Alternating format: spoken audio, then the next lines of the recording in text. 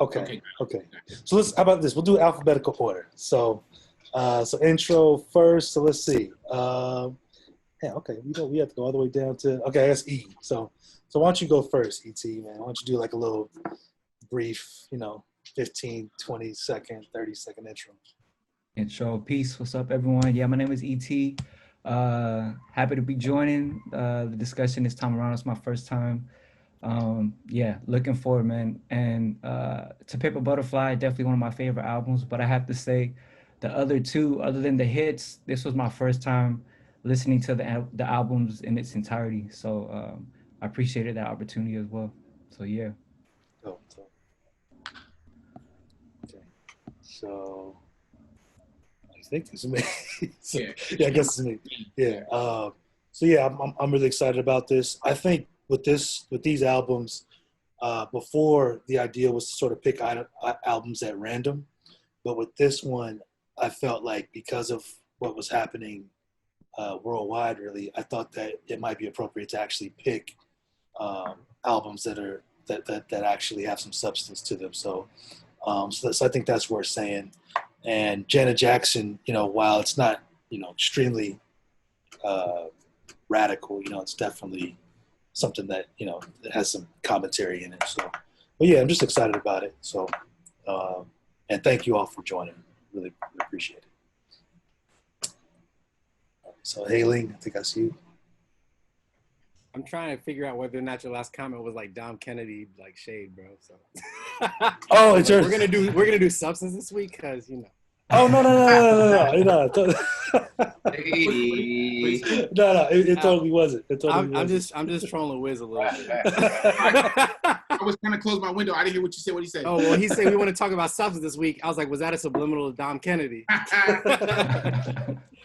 My bad. So Hailing, good to meet y'all. I haven't connected with before. Used to do some writing with Paul and Halo. That's an epic photograph you got, Bike Maker. And I DJ producer. I'm part of a group called Columbia Nights. And I was hoping I get to thank her. Lex actually just blessed up with some really, really dope artwork for a release we dropped on Juneteenth. So I'll share it. But Lex Valdez is such a talented visual artist. And if she doesn't hear that from me today, I hope you tell her next time you see her, Halo. Where? Yeah, I'll let her. She's in the room. I'll let her know. Okay, dope. Okay, so yeah. I guess Jana, I think you're next. I think you're on mute. Okay. Hey, y'all. What up? I'm Jana. I feel bad because I have to go at 6:30. I have a photo shoot. I usually don't have this much makeup on, but I wanted to just say hello. It's really cool to see everybody in here.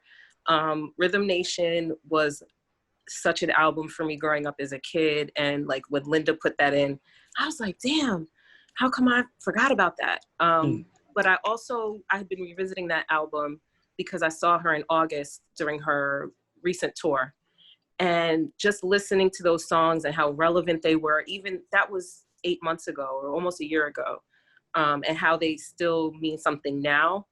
You just reminded how classic that album is. So yeah, it's nice to meet all of you.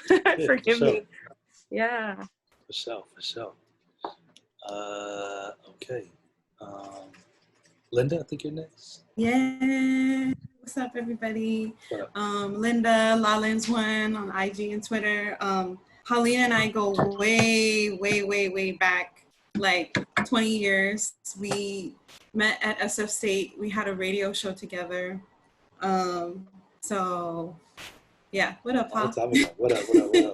So it's cool to be in this space again with you, where we're talking about music. So I'm honored to be here. And I'm also honored that you all selected Rhythm Nation. It definitely came from a conversation that Jana and I had, I don't know, Jana, probably a year ago or something. We were talking about the album. And so like when I added it, it was like when I had to think of a vintage album, I'm like, oh my God. And that one just was the first one that came to me. So I think it's really dope. And I just wanted to say, like, I was trying to think of what to kind of like talk about this album. And as I was like doing my research, I was looking at the lyrics for Rhythm Nation, and one of them is "Say it, people, say it different, a better way of life." And I was also looking at Janet's Twitter, and she was talking about Black Lives Matter and Say Her Name, and talking about Breonna Taylor. So I just thought 31 years later, that album is still relevant. So I'm happy to be here talking about it with you all. Definitely. I think you're next, Mike. Me? I think so, yeah. Oh, I guess I'm the only Mike. Yes. So, Mike Baker, the Bike Maker. What up? It's interesting because out of the 3 albums, I've like been listening to Rhythm Nation a bunch already. Okay. I think in a sense of it being an album that like speaks on things that are happening still to this day, but also an album that's like a release, because it's kind of like it takes all the things that you're talking about, but it's also parts where it's just like allows you to get rid of them. I feel like it's kind of like a functional album that's not too heavy-handed, even though that's the packaging that it's in. But I think that it really, it's crazy. It feels, because I was listening to all 3 of the albums for this, but the one that really just I was sticking to was the one I've been listening to the past year since Drea Darling Chuck went to the Rhythm Nation concert. And so it's just like, it's interesting that out of those 3, that Janet's, classic is the one that like really right now in the moment. Yeah, definitely. What up, Juan? What's going on, man? What's happening? Hello. Juan! Hey, finally made it. Right. So I think Miss Socialite, I think you're next. Hey guys. What up? Nice summer. I just wanted, hi Mike. I just want to thank Haylene for inviting me to join the album discussion club. I'm a real fan of music. Just a brief intro. I am the project manager for the Honor Roll crew, so I help with all the projects. So I've been with them for I don't know how long. I want to say about 8 years now. I think so.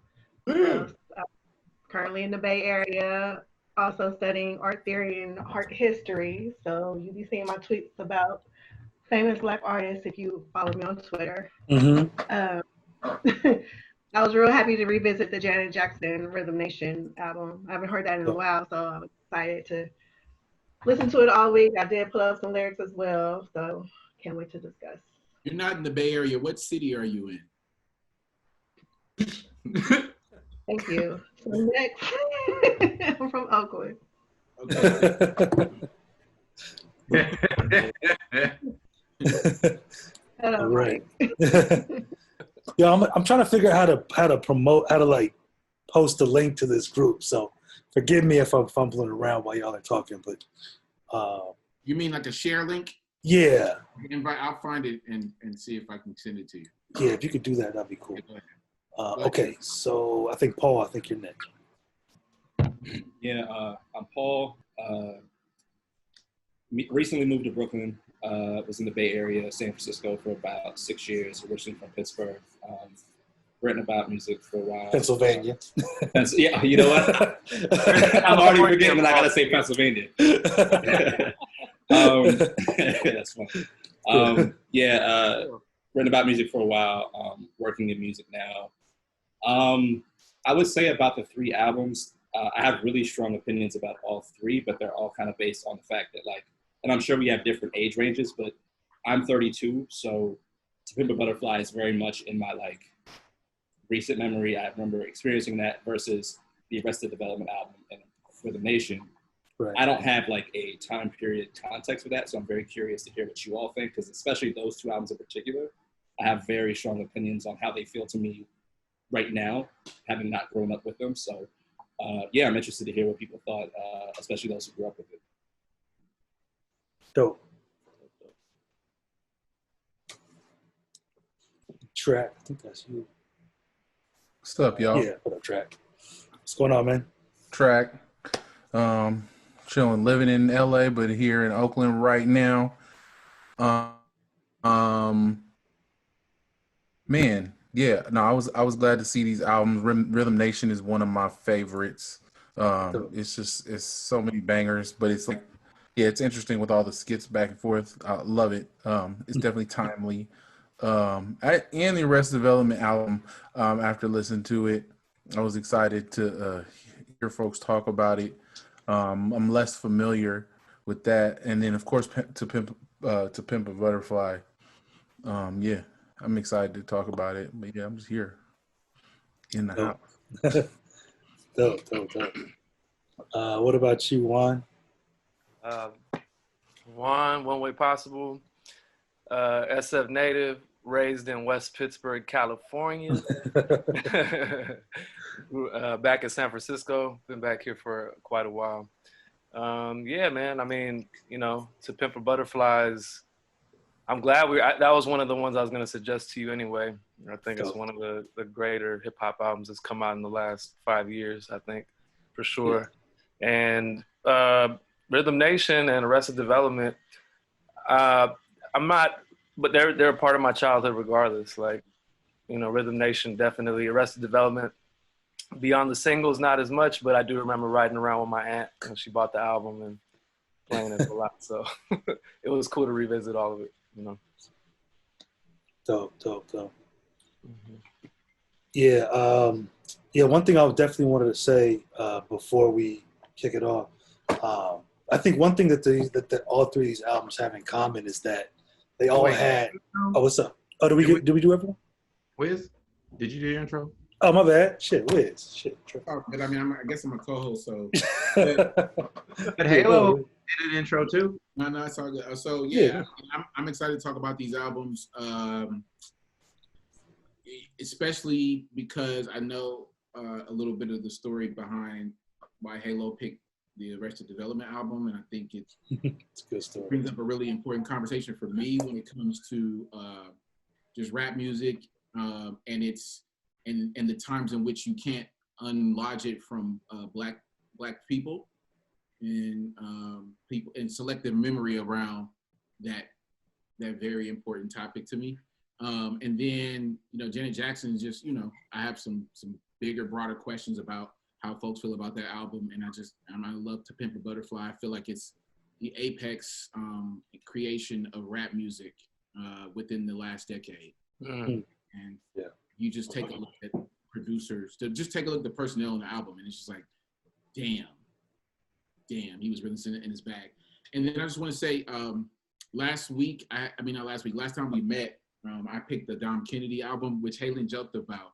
And I told Haleen the reason I picked it, and I hope you guys understand when I say this, is like, I really did it as a signal to everyone that we don't always have to pick granola rap, right? That, to be honest with you, I want people, if you like Shady Nate or, I don't know, PD Crack, please pick that kind of rap too. You know what I mean? I'm probably the biggest PD Crack fan in this. Yeah, I love this.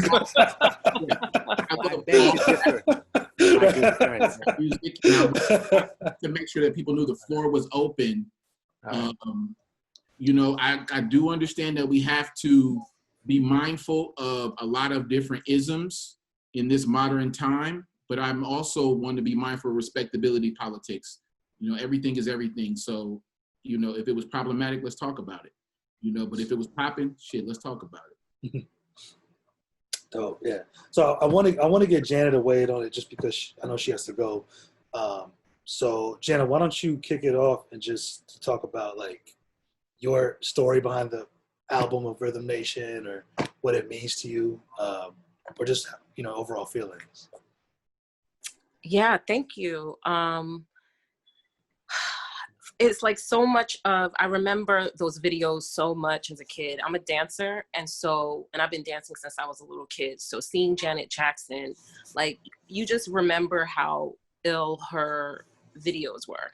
So for me, it's hard to even separate the videos from the music. But when I was revisiting the album before and after the concert, it doesn't need it because the messages are still just as strong, you know? But it's such a overall pop culture moment to me. Right. And very like feminist, you know what I'm saying? Like for me, it was, you know, at the time there was like Madonna and even like Paula Abdul or whatever, but you know, Janet wasn't, she was pop, but she was also like, I'm gonna give you a lot of messages. And then we saw as she continued with her evolution, really being like, sexuality is like, you know, unabashed sexual expression.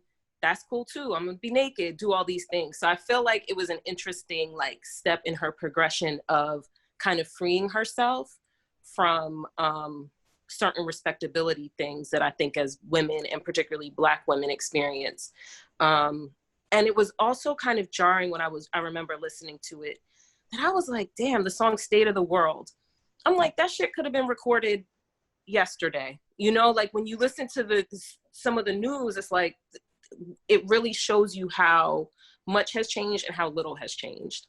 So, yeah. And someone mentioned too, like about, there's still like joy and groove and there's love in it, even amidst all of it. So it just feels super well-rounded, that it's not just, I'm gonna beat you over the head with these messages with some pop beats, but there's also like room for a range of emotions that I think is real dope. So let me see. I just remember having that cassette. That was my shit. I was very serious about it. So yeah. And Jana, to your point about the videos, like I remember when Rhythm Nation came out, it was like, do you remember that it was like a premiere or something? Yes. I can like it was a really big deal. Listen, that shit, I can still dance with that if it comes on right now, because I used to go over and over and over. It was so fucking turned. Like everything from that album, beautiful. So I mean, the video is really the video is all I think about. Just like the Rhythm Nation video, like to me, that, I mean, it's the cover art. Like the cover art is the photo of like that video shoot damn near. Yes, but also too with the videos, Love Will Never Do.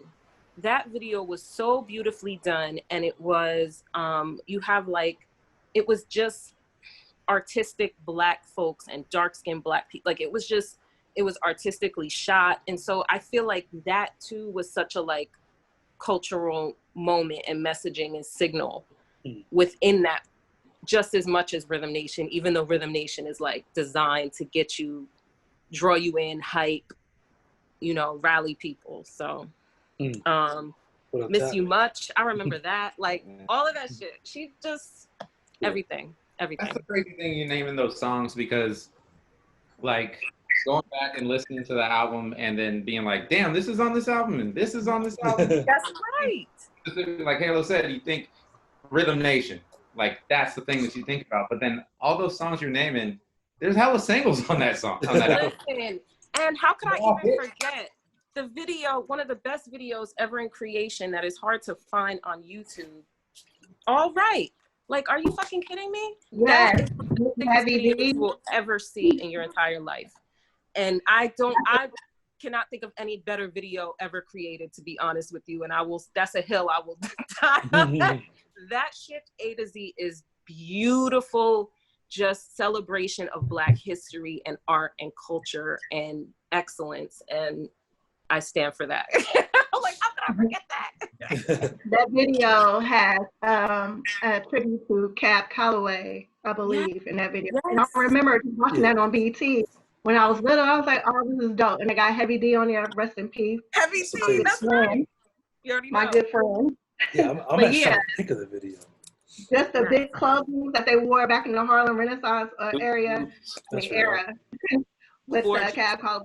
That was one of my favorite Janet videos on the Rhythm Nation album. Word. So Jana, since you're about to leave, what's your favorite song and what's the song that you skip?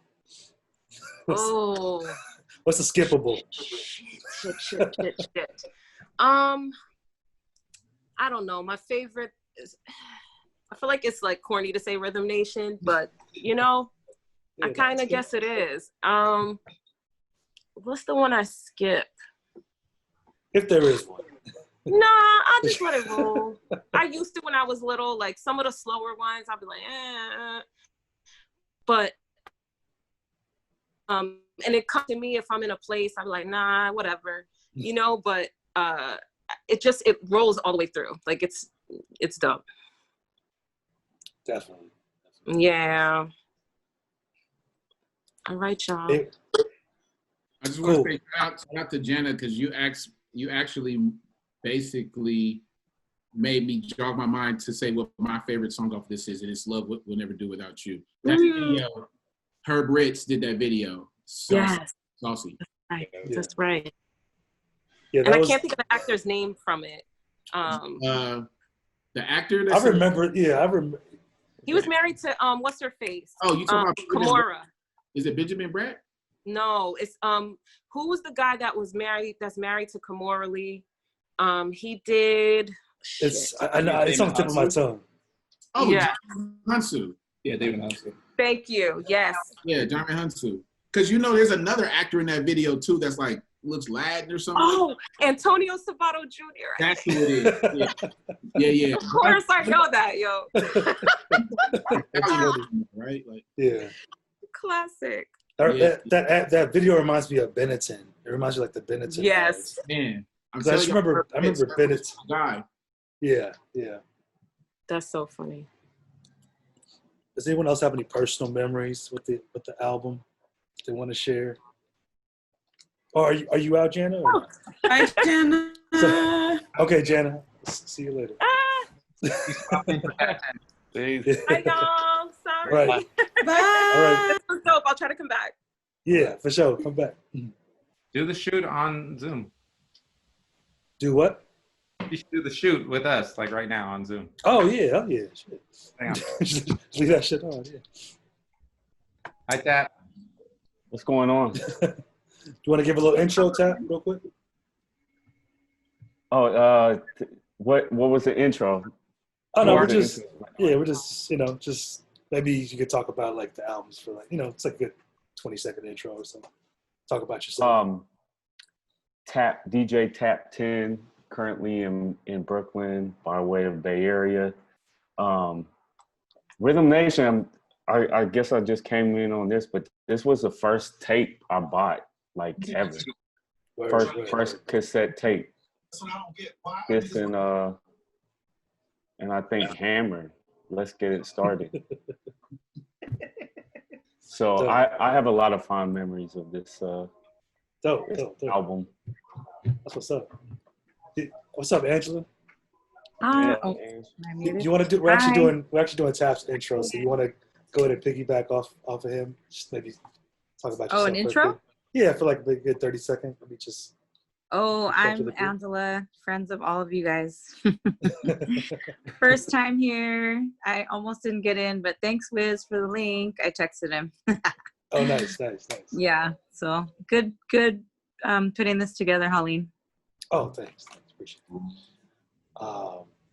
it. Let's see. So I did want to sort of talk about like the political charge of this album, just because it was kind of, it's like I feel like the Jacksons' attempt at politics wasn't over the head or it wasn't heavy-handed. It was just like, world peace or, heal the world. Those like these like softball messages. So I just wanted to talk about like maybe the politics of that time and maybe how this album impacted you from, educating about world hunger or the state of the world like Jana was talking about. I don't think it's so much a softball. I think it's that they understood in a very, very, they really understood where they were at in the world and their power, and they knew how to synthesize whatever messages that they wanted to for as many people as possible, so that it was something that as many people as possible could get with. And you could see that kind of like with how you watch Beyonce's Coachella performance or something. Everybody's all about that shit, and it's kind of like Janet had the template for that with Rhythm Nation, whereas Beyonce had it all wrapped up in this whole historic Black college gift wrap. Janet had it kind of wrapped up in this whole, if you weren't listening, if you just kind of like glanced, you're like, oh, this kind of reminds me of Public Enemy, because it's like dark, baseball hats and shit. And it's just very much, it's stark, it's very stark, but it still had all these, it was a plethora of different sounds, but it was wrapped in this very intentional political rapping. And at the time, it was just kind of like, it just spoke in different ways for different people. But I think it's intentional. Instead of it being softball, it's very much like, we're going to grab everybody we can. Right. Even sonically, I was about to say too, like, if you like the title track, I'm sure they were influenced like by Bomb Squad, just with the sound of it, I think it's a Sly and the Family Stone break. It still sounds like the like pop R&B that was ruling that time, but it definitely sounds influenced by Bomb Squad. Yeah. So when I did my intro, I mentioned that like I wanted to hear people's like context of having like experiencing this album in the moment, because it was good to hear. I think Mike, you mentioned like the aesthetic and how that definitely spoke to something more, I don't want to say militant, but something that was more kind of political, or like the videos and having these kind of Black images. And even the sound, I think, is very progressive. Like, to me, this is by far her best produced album ever, and very creative. But maybe this is, again, me not being in the moment, but the songwriting is not that impressive to me. I don't think it's very like political at all. I think it's very like, it's kind of bland. Like, there's the one joint, I think it was Knowledge. And it's like, don't believe the hype. You found the knowledge in a pipe. It sounded like a 90s PSA I would have heard in like middle school, not to do drugs. Like, it was just very, and I don't like, and the thing I think that's like, I'm trying to figure out, I'd love to hear from you all, is like, was this provocative for its time period? Because listening to it now, I'm like, she's not saying anything. Like, there's a joint on the album that was inspired by like a school shooting. And you don't even know it's a school shooting song until the very end of it. I'm like, what are you talking? Like, because my understanding of the album for such a long time was like, yo, Janet came, she had a message. I'm like, she didn't really say shit. Like, it's very kind of like superficial, top level. But I do agree with the aesthetic and kind of the imagery of the and even the music, but the lyrics, I'm like, I just don't hear it. So again, the question to the group is like, in the moment, was it like powerful? Can I talk about that? Because Haleen and I we discussed this before the session, because I kind of had the same impression, Paul, right?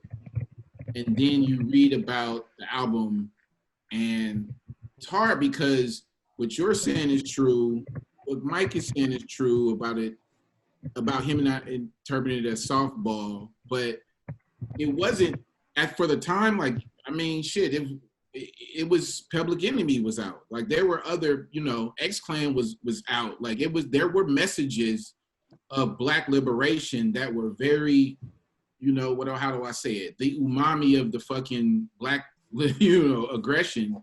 There were traces of that in music that was sort of popular at the time as well, too. It's just, I feel like for some people, sometimes they're resisting like, yeah, they're resisting oppression, but they're also resisting like being stagnant. And the Jacksons always had some sort of message like that, because they weren't like at protests and shit like that. They always grew up in this public sphere. But I feel you, Paul, because I was like, oh, I liken the imagery of this album to, and I hate that I have to do this, to like Triumph of the Will, Lenny Riefenstahl and shit. And it's another thing where it's like, if you look back over the history, I'm sure there was like people of color somewhere, whether it was Asian or Latin or African, that used media to inspire people to join a movement. But we are all taught through the lens of, Eurocentric shit. So in film school, we learn about Lenny Riefenstahl, and we learn about how that was used for the Nazis. But like everything about this album, how it's the Rhythm Nation is in particular, it's like you're joining some sort of movement. And if you turn off the music, it's like, oh shit, is this like, are they building an army for something? You know what I'm saying? Low key sounds like I'm more hyped up. We are the world. It's still like we're all one nation under dance. It's like really? This is your powerful thing to say. Notice what I said. Turn off Fuck that, we are the world. If you turn off the music, that's what I'm trying to say. You have to turn off the music to actually get that appeal from it. But as soon as you turn on the music, you don't really get anything that's super like, oh shit, you know what I'm saying? Like I'm about to go out and just sit, you know, throw a Molotov cocktail or whatever. That's what happens. The album is dope. That's what happens when you're at Jackson, though. Like it's like you say, like Mike, you're saying, it's like they know where they're at. It's like they have the biggest fan base, and I feel like they had to. I mean, yeah, you played easy a little bit to have that pop appeal, but still say something. It's like, what's the song? What's the Michael Jackson song? They don't really care about us. Care about us? No. The one Earth nature. The Earth Song. Heal the world. Yeah. Earth Song. Earth Song is that joint. You know what I'm saying? I feel that. I'm a self-proclaimed environmentalist, but you know. You know what I'm saying? Yo, remix that joint. I will have no Earth Song slander out here. But this is what I was saying. Like, do not talk shit about Earth Song, bro. I think for them and for hella people, man, some people come into consciousness of certain things at certain levels. You know what I'm saying? As we are all learning right now, you know what I mean? So while I was able to have that same interpretation of it, Paul, like I was just like, well, let me really think about who I'm talking about here. Like, is this the person? And by the way, yeah, that to me, it's not a critique of Janet as much as like my understanding of what the album was like, the nation was this powerful political statement. I was like, it's not really. And I mean, the album's still dope. The production is amazing. She's great on it. But like, I just thought there was more to the protest of the album. I think it was the package. It was the whole package of what the album was, because all of our experiences, we always think of that video and we think about the aesthetic, the style of dance was like, just for, I mean, even as a kid, I was like, wow, she's hard. She's not even, because we were used to seeing women, you know, especially if you listen to rap music, bikinis and all this shit. Like, and this woman was coming out like, I'm not fucking with none of that. I'm covered head to toe. I'm hard, I'm strong, and like, and the production it did have a taste of Bomb Squad to it. So that's where I was gonna go next. I wanna say this, is that since you wanted context for the time, right? At the time, and anybody else who was alive and paying attention at that time, please chime in. The biggest artist who was a woman who was black was who? Whitney Houston. Thank you. At that point, what I'm saying is that for her, she was having a revolution of like, I am now going to assert myself and my blackness into the conversation at this super pop level of MTV, who just, you know, a couple years before this is only 1990, right? Was getting, you know, criticized for only allowing Michael Jackson to be played, right? So that's what this is really about. She's like, I can't just come in like I'm singing about love. I have to come in with, to be quite honest, like some level of militancy, even if it's just an image, because that's what y'all buy from us. You know, like, it's crazy. Even people who think that they want, non-black people who want to root for black people always want us to be mad any fucking way. You know what I'm saying? Because we're going to actually have a discussion about that once we talk about Arrested Development and the way that everyone within the culture actually remembers them, because they're not talking about shooting motherfuckers up. So this was really her protest. Her protest was me existing in the space of pop and not being like Whitney Houston. I'm mobbing. Yeah. That's the context that it came out in. You know what I'm saying? And those of us who was at the time like listening straight out of Compton and shit, we wasn't gonna be like, oh, this shit crazy. You know what I'm saying? Like, but for her, that's what it was. Yeah. What do y'all think about the song Black Cat that was on the album, that rock song? Yeah,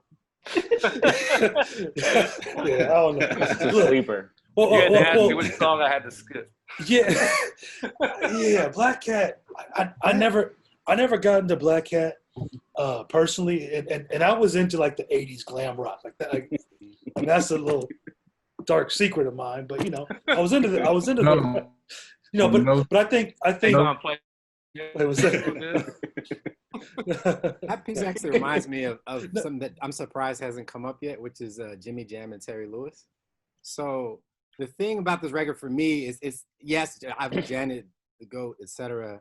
But as a producer and someone who's also closer to Paul's age, who didn't experience it in real time, I think about Control and Rhythm Nation as sort of a point where like the tributary of Black music kind of branched off.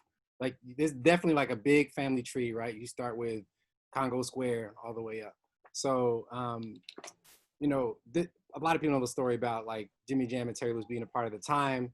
Prince fires them because they were doing their own production. They actually snowed in at an airport, working on some stuff with SOS Band, and then they missed the gig for the time. And Prince was like, "You're out." It's like, bet we're gonna be super producers now. And why that's so significant? And I remember there's a great podcast that talked about like, what if that hadn't happened?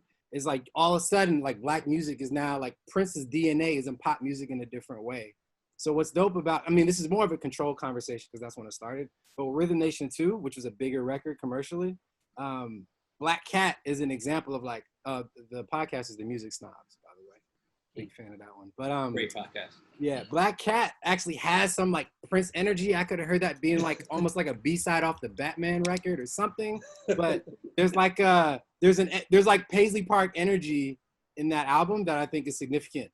And Jimmy and Terry again, like if they had stuck in the Prince camp, it may have been a little more self-contained. But now you have Janet being the vehicle for like a sound that kind of started or at least moved through Minneapolis. So significant to me for that reason. Yeah, that's heavy. Yeah, I love the production on the album, and I think that people like kind of say about Janet but don't say a lot is like, she's not like the most like impressive vocalist. Like she is what she is, right? She's good at what she does. She's got her lane, and like she has a really great voice atop this really powerful production from them, and it just fits really perfectly. Like, because my favorite Janet is typically more sultry Janet. Like Someday It's Tonight is like probably my favorite song on the album because I think that's when her voice kind of fits the mold. Like I'm a Velvet Rope fan. Like that's where I'm like, oh, that's Janet's lane. But I think because her voice sits back a lot, it's perfect atop this very aggressive, powerful kind of in-your-face production that they brought to the table. So to talk about, can I ask one question? Yeah, go ahead. Linda, what made you want to join the Rhythm Nation? Because I wanted to be Janet when I was little. Yeah, and then like I said, when that video came out, I feel like it was like this epic like premiere. Like we were just like, I don't know if anybody else remembers this. Like it was like during In Living Color or something like that. It was like a really big deal, and it was just like I was like, oh my god, Janet! Like I want to be her. Like, yeah. Well, there was a movie. It was part of an extended version or something. Yeah, right? there was a 30-minute movie that it was a part of. Yeah. And I don't know if y'all know, but the dude in the video was Kane from Menace to Society. Tyrone Turner? Yeah, that's the kid that's all. I don't know why I remember his name. Water dripped on him and shit. Like, I actually am curious though, from like the women in the room that like experienced it, what that was like, because I would imagine there weren't many Janet type figures kind of coming with that sort of energy with that album. What that was like to see her having that moment in that time as a woman. All right, I had to unmute. I was so little, and I idolized her, and I was just like, she's so dope. Like I want to be Janet. Like that's just all I could think. Like I want to dance like her. Everything about her is amazing. So for me, when I was younger, I was a Janet fan, but I wasn't like a huge Janet fan. I just remember when Rhythm Nation did come out, we had a teacher. She was so Janet fanatic.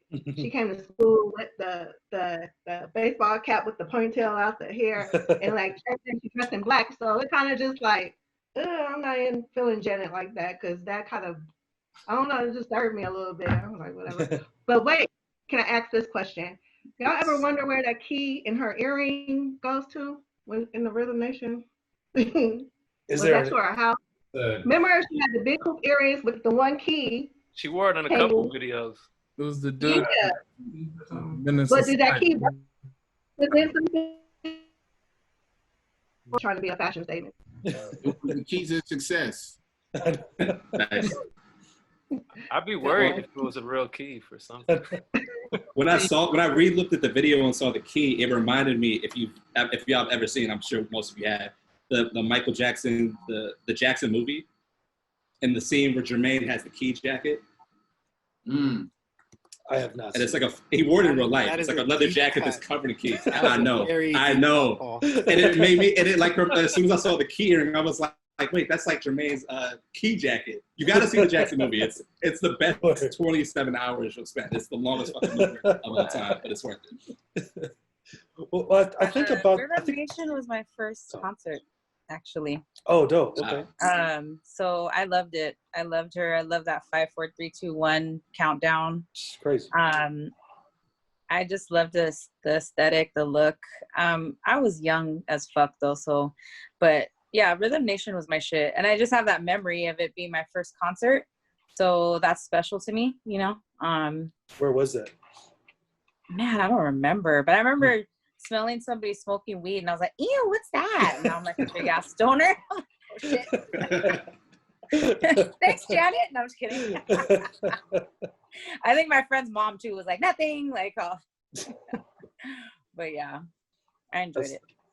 One thing I do want to commend her on is, because when I was talking with Holleen about this, I pointed out that the first kind of like the mantra or the mission statement for the album, it ends with like something about like beyond color lines or like erasing color lines. And as I was like tripping off of it, right? Like it was like, oh, basically 106 Cameo just wholesale lifted.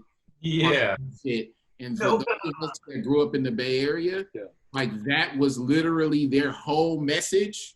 They're probably responsible partly for the mess that we have where we confuse people from other places as to why we fuck with each other so tough. But literally they say like, it was like no color lines. They literally like I was on their sticker. On the sticker, on you go to Summer Jam is like no color lines. I have a question. Did 92.3 The Beat, like people from LA, did they say that too? Was that like a Theo thing? And Theo was like from the Bay or something, right? I don't know. Theo's from here, I think, but he did do a stint at KMEO, I think, very, very briefly. No, I think it was just a simulcast. He got popular enough to get on Northern and Southern California. Okay. Terrestrial radio. We got some radio historians and professionals in the place to be. So. Radio historian. Well, I think. Shout out Becca. Yeah, I know, right? Yeah, shout out Becca. Because I will say that like the word color lines to me is encapsulate that time. It's such a early 90s word, and I think that it just what's up. 90s woke. Yeah, exactly. And I think that's kind of where this album lies, where it's like, you know, like we're saying 90s woke, you know, it's like no color lines and, you know, unity. And I think like if you wanted to be militant, then you would go into the Public Enemies. But some people didn't want to take those steps that was that deep into it. So Janet was, I think, the safer, you know, Mike, what you were saying, like it's sort of like the universal approach that I think everybody could get with, you know. And go ahead. Sorry. Well, and I think too, like when you were talking about this time, I really think that MTV, like that's what I think of as the MTV generation, because this video was played just so much on MTV, and Wiz alluded to the idea of MTV not promoting Black artists, so this was one of the few Black artists that they really started to promote as well, besides Michael Jackson. And yeah, I think that also adds to the context as well. And then the last thing I'll say is that my stepsister was a huge Janet Jackson fan, but she was the choreographer for Paula Abdul. So after Paula Abdul's run, which was huge in the mid to late 80s, it was kind of like how like the songwriter kind of comes out after writing the songs. Like that's kind of how Janet came out with the choreography. Like she was the choreographer. Or am I getting that back? Janet was? No, I think Yeah, didn't she choreographer, wasn't she? Say it again? Who said that? All I know was Janet's choreographer, wasn't she? Or Paul? Paul. Well, regardless, they worked together. I'm sorry, I'm getting my facts wrong. They worked together, so, but it just shows how important dancing was to videos at that time, and like how that was like the sort of the activist portion as well, like the dancing of it. So it's interesting. I feel like back then, and when it came to mainstream stuff, it was a lot of medicine in the applesauce, you know, just like sliding things in. Like 2 nights ago, I watched Terminator 2, and like Edward Furlong is wearing a Public Enemy shirt the whole movie, you know, and it's like like him and his Terminator against, you know, going against a cop pretty much the whole time. And it's just like, it's kind of just like mass market, you know, it's like, let's throw some subliminal messages in there. So with like Rhythm Nation, even though the lyrics aren't all that in terms of, you know, what they're saying, it's still, the package is almost just as powerful, because like little, you know, white girls in Nashville are like, yeah, you know, and they get a black hat and feel like they're saying something, you know? Nashville. Yeah. I mean, black cat and a black we cat. still seeing that shit today. Like, it's hella videos going around of like black people just doing shit and white people being like, hey, what are you doing here? Like, why are you over here? You know what I mean? And so this is 1990 where she just got Chelsea Handler was posting about Louis Farrakhan. Yeah. Like, this is in today. Wow. In the internet age, we seeing all kinds of shit. In 1990, just her being on MTV hella much all day was like, oh shit. You know what I'm saying? Because they were still playing hella rock and roll shit. You know what I'm saying? Like, it was still like hair bands was still the shit. You know what I mean? In 89, it was Guns N' Roses. Pop it. Exactly. Def Leppard. Yeah. And I wonder. She couldn't come in with a whisper. She had to stomp through that motherfucker. You know what I'm That's saying? why they had the dance army. That's why they had the dance armies. And... Oh yeah. Hey guys, I have to get going. It was so good to be here with everyone. Okay. All right, Linda. Good See you next time. Bye. Good seeing you too. Bye, Okay. Linda. Bye. All right. Peace. I want to point out something too. So 18 and 14 Rhythm Nation. This is from Wikipedia and shit. Somebody is like, I don't know. They got like super duper sleuths for Janet and shit. Like 18 and 14 R and N are like the 8th, the 14th and 18th letters and shit. You know what I'm saying? Like, and the whole message of the whole shit is like unity through art and dance. So like, there's a lot of considered shit when it comes to this album when they put it together. You know, I don't know if you're gonna find like ciphers and glyphs and shit like that, but. Yeah. So the R is referring to Really Rakim. intentional. The R. It's like a subliminal, like Rakim. This is the R, and then the N is like Jones come in a couple years and be the second coming of Rakim. That's what the whole 14 is. Well, she had songwriters, right? She had people that were right. Copywriters as well. Yeah, right. So I wonder, what do you guys think? Was there a lot of label politics in terms of that? I mean, or did she have like a lot of power, do you think, at that time? Were they sitting with her like, no, you can't say all that. You might just have to say, you know, some basic ass message because we're not ready to have you say all that. Or was Janet enough to be like, no, I could say whatever. She had enough goodwill off of, you know, Control and kind of like changing the game. Because it was like your biggest artist at the time, what? Prince, Madonna, Michael, but then she's like right there. And Control really kind of blew her up, and Jimmy Jam and Terry Lewis. I feel like it had enough to give her carte blanche. And also, like Liz was saying earlier, like the Jacksons, they have always been in the you know, the sphere, the world. I mean, you know, I just want to say this. I just looked it up right now. it just says Jackson. Yeah, I just says Jackson, Harris, and Lewis. Jackson, Harris, and Lewis. So they did everything. Yeah, they did it.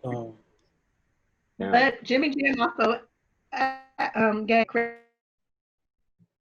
control album. They asked her, "What do you want to write about? What makes you stand out from other people?" So I'm sure that trickled down to the Rhythm Nation album as well, with her topics or whatever she picked. Yeah, it's the thing about it is this: when music gets hella big like this, and I feel like we're gonna touch on this with Arrested Development, especially Black music, like we tend to kind of like move it out of this, like we move it out of like our like cultural creative vanguard. We're like, since more people enjoy this, and the majority of the people are privileged, like this feels like it doesn't really represent us all the way anymore and shit. You know what I'm saying? But it's not true. It's not true. Not from whence it came. You know what I mean? And it's a trip to look back at this album and be like, she wrote this shit. You know what I'm saying? Like, I mean, it's. I think probably because of that that's why it's not necessarily hella deep, or she's not, go cut off ponytails in fucking northeast, the northeast shore or whatever the fuck. You know what I'm saying? Like, she just like, look, I'm here. Like, how deep are Dynasty kids? Anyways, you know what I'm saying? Like, you're from a big ass music dynasty. Like, it's not like you're wokeness, but it's still very. But wait. The songwriting. There's one thing about being oblivious, and there's another like, it's like saying something but not actually saying anything. Like, she clearly understands that things are happening in the world. Like, she's not dense. I just don't think she's like saying much with the songwriting. Like, there's a difference. Yeah, I mean, what I'm saying is both of y'all are right. You guys there's a difference. You guys are both right. You know what I'm saying? Like, I'll say half the battle was done with like you listen to Living in the World. Jimmy Jam and Terry Lewis, they evoke the emotion you need. Like, she could say whatever she wants, but you still feel like, oh, this is what the song is about. Because we talking about her lyrics, but the actual production of the song really does take you there, even if you're not getting the specific rhetoric. You know what I mean? I agree 100%. The production does the talking for her in a lot of the cases. Even Rhythm Nation, it's like it's almost like an industrial energy with like the rhythm section of the song that matches like the vibe of the video. Right. That was the vibe back then. Everything was like in a silo or in a warehouse or something. Right. Like the Apple video where they hurl like the hammer at the window. So I did want to wrap this one. Oh, what's up? Yeah, we're gonna move on to the next thing. I was gonna say, Harleen, you want to talk about what we're gonna talk about next? Yeah, but did anyone have any lasting thoughts about Janet Jackson or Rhythm Nation before we wrap it up? I just want to say real quick, because I mentioned in the beginning that this was the first time I listened to it in its entirety, and a lot of I was actually kind of embarrassed that it was the first time I listened to the full album, because my intro to Janet was, I think it was the Design of the Decade, greatest hits. You know what I mean? So I really knew those hits, and then same like folks said, when I got to this joint, I was like, damn, there's hella hits on this, But to hear the skits and all of that, again, I didn't really expect too much from like a political standpoint from say like Janet's like hits catalog, but then hearing it on the album, like I definitely did appreciate that. I didn't expect her to really have a lot of that commentary on there. So just given the fact that it was on there, like I did appreciate that. She was still like speaking on it, and of course giving her platform. Definitely. And I think the hits are important, because I think that's one thing that all these albums have, is they all had like just humongous hits on them, So you guys want to move on to Arrested Development? I'm thinking we could go and wait. Can we all just say our favorite track on Rhythm Nation? Our favorite song on that album? That's a great one. Yeah. Why don't you go first in that? Well, I would have to say "Miss You Much," because it's just a joyous. I just drive down with the rooftop open and song blasting. It's just one of those joyous feels. I love that song. Yeah, that's what's up. Mine is All Right. I love All Right. So, yeah, that's my joint. Love Will Never Do Without You. Okay. All Right. Yeah, which is my favorite song on To Pimp a Butterfly as well. I know. That's a great connection. Made that connection. And Arrested Come Development. back to me. What? Yeah, to me, "Come Back to Me" and "Someday Is Tonight." It's almost like one song. They just flow together so well. I would put those two as one if I could. Yeah, I'm on the same page. It's one of those two. That, like I said, Velvet Rope is my favorite Janet. So anything sultry her, that's probably my favorite. Yeah, I like "Miss You Much." That's my one. Dope. Right. Yeah, I would say this listen. Yeah, some days tonight also, for me. Nice. It's basic, but the title track can be just because it's so impressive. Like it's a kitchen sink bomb squad approach, but it works as an R&B song. Sure. Cool. Slide So moving on to Arrested Development. So there's a story that I should probably tell and this is kind of a main reason why I picked this album, and it had to do with the Twitter back and forth that I had, which is a lot of what happens in my life. But anyway, there was a tweet going around from this dude, and he said, "Arrested Development." The tweet was verbatim: "Arrested Development is the corniest group of all time." And usually, I don't engage with people I don't know, or people say things like that, hip hop opinions, but I took a lot of offense to that, and so we went back and forth, and then this is like maybe like earlier in the year, and then so we went back and forth. I was like, "You're wrong for that. This is Black music. It's positivity. It's Arrested Development was a group that resembled a tribe. There's women in the group. There was Baba OJ, the old guy was in the group. Like it was like." That's something that's never been done in hip hop. Like, and the fact that you're talking like all the content that they had, even though it was pop or even though it was super popular, it was just a super important group that I think people don't recognize. And then when a lot of the stuff that's happening now started to happen, I kind of poked the bear a little bit where I added the guy and I was like, oh, it's funny how this is the corniest group of all time, and now what they were talking about is pretty much what people are doing now, So then we got into another back and forth, and he was like, "Oh well, just know that I was out there in the streets saying all Black Lives Matter." And I'm like, "Okay, so now you're talking about being in the protest when, you said that shit was corny on wax." So, so we just went to a back and forth about it, and he ended up walking back what he said, which I appreciated. But I just feel like Arrested Development overall. We obviously know the hits, and we obviously think of Everyday People and Mr. Wendell and Tennessee, but I feel like they haven't really been carried along with a lot of the other, early 90s progressive hip hop. And so I wanted to bring it to the group just to kind of celebrate them in a sense, and just to discuss the importance of their songs and their music and stuff like that. So, so that's why I brought it to the group. And up to you for rolling back around the block. Like, what's up now? I did kind of roll back around the block. I did, which again, is super petty. Yeah, I didn't have to do that. Can't do with the cowrie shells like. The fire was dead, but I came back with gasoline on it, so but I felt like I was like like we can't forget that they were talking about what's happening now in a lot of ways. So, I just opened it up to the group and initial thoughts or how you guys felt about the album or the group in general. Yeah, I think. Yeah, go ahead. No, Huawei, go.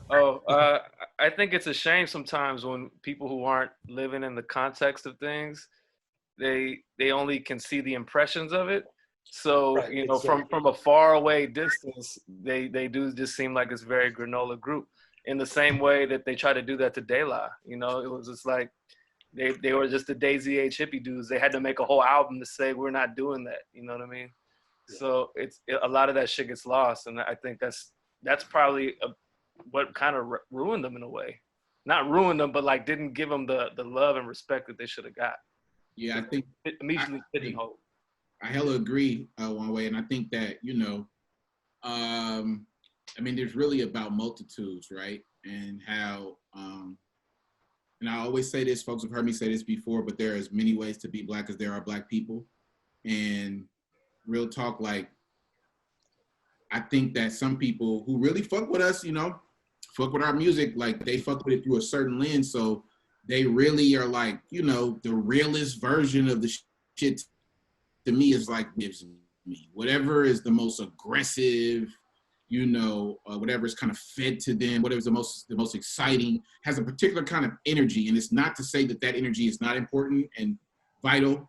It's just that when you are really from a certain community, you see all the different kinds of people in that community.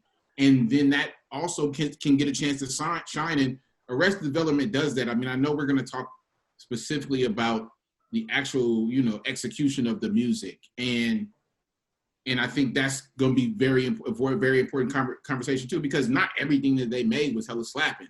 You know what I'm saying? But when they did have some slap, that shit was hella tight. You know what I mean? And this album was 4 times platinum. 4 times platinum. So there are definitely some artists that we all love that didn't do that shit. You know what I'm saying? That they get brought up quicker in conversations.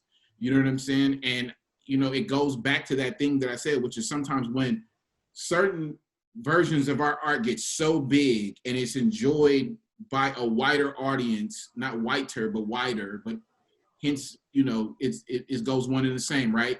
We tend to kind of move the artist into that realm of like, since these people were more privileged like it, you must be associated with that. And that's not the case. You know, when you look at the content of what this music about, having a whole song about taking time to like see the humanity in someone who is homeless, amongst a bunch of other things. And I just to set it off, like what struck me was listening back through this album, I was like, damn, you know, this shit sound like it's from that time. There's fast rap on here, and you know what I mean? Like the songs that blew up are the songs that sound the least like mostly what they were trying to do on the album, which was sonically more in the vein of rap music that's been made at that time. And what it really impressed upon me was a timeless song is a timeless song, because the other shit on there is not timeless. It's frozen in time in terms of the sonics when you hear the songs. But a timeless song, like they have, like Mr. Window, like Everyday People, which is the remix. The version of Everyday People on this album, or People Every Day, excuse me, is not the version that blew up. It's the remix, which was the B-side on the single. And the same thing with Tennessee, which is a Jeep beat. Tennessee is a Jeep beat. Like listening to Tennessee, it's like what people called Jeep beats back then. Tennessee is a Jeep beat. So that's my take on it. The person I was talking to was non-Black as well, which I didn't mention, which teed me off. So yeah, there was somebody on Twitter the other day that said something crazy about like Ice Cube, and it was just I saw that. Yeah, who did they say was a better artist? There was somebody it was like so out of pocket, and it was just like, and Infante like was like jumped in and was like, "You're not gonna rewrite history." Yeah, it's. But Michael Rappaport was saying. But this was who was the other artist? Gosh, I can't remember. I remember that tweet too, but I can't remember. I'll find it. I'll find it before the end of this. Worth it. It's all good. But listening to this album for this was only the second time I'd ever heard this album since it came out. And like I would hear all the songs and stuff because, you know, basically my outlet when I was super young, before 8th grade was when I started buying albums and stuff. And that was like around the golden era of like, I was in 8th grade, like 94. Mm-hmm. So that's when I started buying, like, you know, when Nas was coming out and all that shit. So before that, it was like around the time of this album, I was just like consuming things through MTV, Yo MTV Raps and whatever. So I was in Detroit, and my dad's from Detroit. I was with my parents and we went to one of my dad's friends' homes for like a dinner party. And this was the first time I'd ever heard adults, like people my parents' age, playing a rap album. I was like 12 or something, and they were playing this album. And that was the first time I heard this album. And I never listened to it before that. Like I knew the singles and stuff, but maybe that is something that kind of kept me from even going subconsciously, like going back and listening to it, that it was like dinner party rap, you know, because like that might have been the whole thing. I liked I don't know, it kind of felt like it wasn't into dinner party rap, because that's the situation. When I first heard the album was at a dinner party of parents. I was just thinking, remember Us Three? Yeah. Cantaloupe. I feel like that's dinner party. And I felt like that's why Diggable Planets had such a adverse reaction to their first, you know, when they had Cool Like That and they won the Grammy and all this other shit. That's why when they came back with like Eighth Wonder and Blowout Comb and all that other stuff, they were like, nah, you know. So I just there was a certain type of I think that's kind of what poisoned the album to me, that I hadn't even heard it since that moment in Detroit when I was like 12 till a week ago when I listened to it. Just kind of just like, that's where I was at with the rest of development. So I think this is another one for me that's like, it's good to hear from folks who lived it, because I had never listened to the song before. And I love early 90s hip hop. Like I can say that De La's aged well with me, Tribe, Diggable Planets, Guru, Jasmine Taz, like even anything in that realm, whether it was quote hippie or adjacent, I really love. And so I was very curious about this album. And I think what's different for me is that it just feels like they're trying to be positive. And I don't know I can't find the words for it, but it feels like it's a forced effort.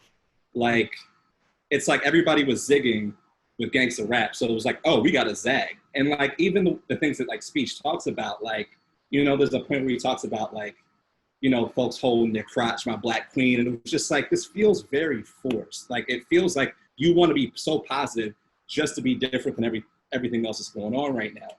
And I don't know, it just, I don't like the term corny at all, but I do think that like, it didn't feel like they were doing it because it was who they were necessarily, as much as it's what they wanted to be. And they just wanted to be the counterculture for the sake of being counterculture versus actually creating some real revolutionary shit. It was just fine. It was like the album music as a whole was like, it was all right. It didn't like blow my mind. Tennessee's a classic. People Every Day, the B-side to me is better. But you know, even like Mr. Wendell, that was the one where I was just like, wait, y'all were fucking with this? Really? Like, this is like, really? Like, I don't know. It was just like, this seems very cheesy. Like, so I won't say corny, but it was hella cheesy. Extra earnest. Earnest in a very exhausted way. Like, God damn. I want to say something to give it context, right? Because I think, Paul, a lot of people share your sentiment about just how you reacted to it. Mm-hmm. Even people who were alive at the time, right? But they don't share the sentiment that it was forced, because this group and this album is like the Cro-Magnon version of what people would end up doing that people thought was like a caricature of trying to be positive or trying to zig when everyone else is zagging. Oh, like Music Soul Child in his bed in his van. Yeah. So my point is that this was like the beginning of, or it was after there was this large movement in rap music to be Afrocentric, right? So just before this, you had a couple of years where it was like, and this is where I'm gonna really show my age, where it was like people like King Son, he had songs like Be Black, right? There was a large movement at the time. Everybody was rocking X medallions, and they had 8 ball and I was in straight like 4th grade. I was watching this shit. You know what I'm saying? Everywhere you go, there was a pronounced blackness within Black folks that was antithetical to everything else that was happening. So they kind of rode the end of that wave to come into where it was kind of underground. They rode the end of that wave to come into the game. And it was very much real, because I don't know why anybody would choose to have an elder in their rap group. You know what I'm saying? So it was, I'm not saying your response to the music should be different. I'm just trying to give you context for that. This was the group that was like, we're going to double down on bringing into our expression, our community. Because prior to them, it was just rappers that was like, you know, they were like, man, I'm black, y'all, and I'm, you know what I'm saying? Like, so I think that. Oh, no, go ahead. Well, I want to add too, just one thing, because you mentioned about like the everyday people. Because in that song, he talks about, you know, like this guy came up to him, and so he sort of talks about the separatism between like the nigga and the African, like you know, I think that was something that I think he was trying to talk about there too, where it's like, well, I'm not a nigga, I'm an African. So there was that. Yeah, there was some real there was some like respectability type, like, no, we're righteous brothers. It's like, shut the fuck up. Yeah. Like, but it just bothers me when people like conversation. when people try too hard to be righteous. Like, just be you. Like, you can be all of the things they're trying to be without it just being like so unnecessarily pronounced and forced. And like, that's why I didn't feel real. It's not that I don't like the message. It's I didn't feel authentic to them, or it was too real and they were just like kind of clowning people who are living their lives over here doing gangster rap. Like, you can both exist. You don't have to hate on somebody else to do your thing. And that's kind of what it felt like. Yeah, because I don't think that could exist today though. Like, I don't think that point could exist today, but it did back then. Can I point out that Haley put something in the chat, right? Put a Hotep meme in the chat. I needed that's perfect context, right? So whenever I see people on the timeline post about Hotepness and shit, right? I first laugh because the shit is just hilarious, right? Like, it'll be like the Pink Panther or fucking, like, you know what I'm saying? Or it'll be like the Peanuts characters is fucking Hoteps, right? So immediately I start laughing and shit, like LeBron pointing, getting a Hotep. But it reminds me now, there's so many people know what the term Hotep mean, and even non-black folks join in on the joke. And it reminds me that when I was little, the word Hotep was not negative. Like, there was a guy in the East Bay who was a part of a very popular graffiti crew. He wrote Hotep, and it was like, and Wanway know what I'm talking about. Yep. He was like super proud to have that as his tag. And I'm talking, this is like 91, 92, right? The word Hotep actually still belonged to the motherfuckers in the hood that was like super, it wasn't even woke. They were just consciousness to their blackness. You know what I'm saying? And again, take this with whatever string, you know, that y'all need, because I'm from Oakland. Like, we learn about the Black Panthers and learn to recycle in kindergarten. You know what I mean? So, no, for real. And so what I'm saying is that in today's context, the way that they sound, there's a whole context for that shit being hella fake or being contrived. But at the time when they came out, it was not contrived. They were really trying, like with Janet, it was like, we are so steeped in hip hop culture, so steeped in blackness, that a lot of us can't even remember when it was like, y'all do not belong in this motherfucker. You will not be getting played. You're not, you know what I'm saying? I mean, they went 4 times platinum. That's how you know. They didn't go 4 times platinum. Like, this shit came out 2 months before The Chronic. And they still went 4 times platinum. You know what I mean? The Chronic came out in June of 92. This album came out in March 24th of 92. You know what I mean? Yeah. It was not contrived. They really believed, hence, they really didn't blow up anymore after this. The shit was so real for them that this was like the mountaintop for them. Yeah, I mean, Zinga Lamaduni didn't do nothing. Zinga Lamaduni. Yeah, I like how that rolls off the tongue. I'm impressed you said it. Like, yo. Well, I say it every morning. Too. I mean, say something one way. No, I was like, wow, I forgot how to even pronounce that album title. Oh yeah. I mean, after the Chronic drop, even groups we look at as less or what is it, corny, they couldn't do much. Yeah, I feel like they sold 4 million albums in those 3 months before the Chronic, and that was it. But you know what? I think it reached a completely different audience. It was acceptable amongst white people, like the white critics. Because I was looking at the Wikipedia, and it's like they won Album of the Year. There was some book, 1,000 albums you have to hear before you die, and all this shit. And it's weird because I was looking at some of the reviews, and it's like they show an uncharacteristic worldliness, unusual worldliness It's like black folks can't exist in this other way. It's so strange, man. It's like it's so that passive. I don't even know what the right word is, but it's like, dude, you kind of clowning me, like sneak dissing me, but you giving me praise. It's a backhanded compliment. Backhanded compliment. Yeah. It's almost like saying you're so articulate. You know what I mean? Right. I'd let these blacks in my home. They're great.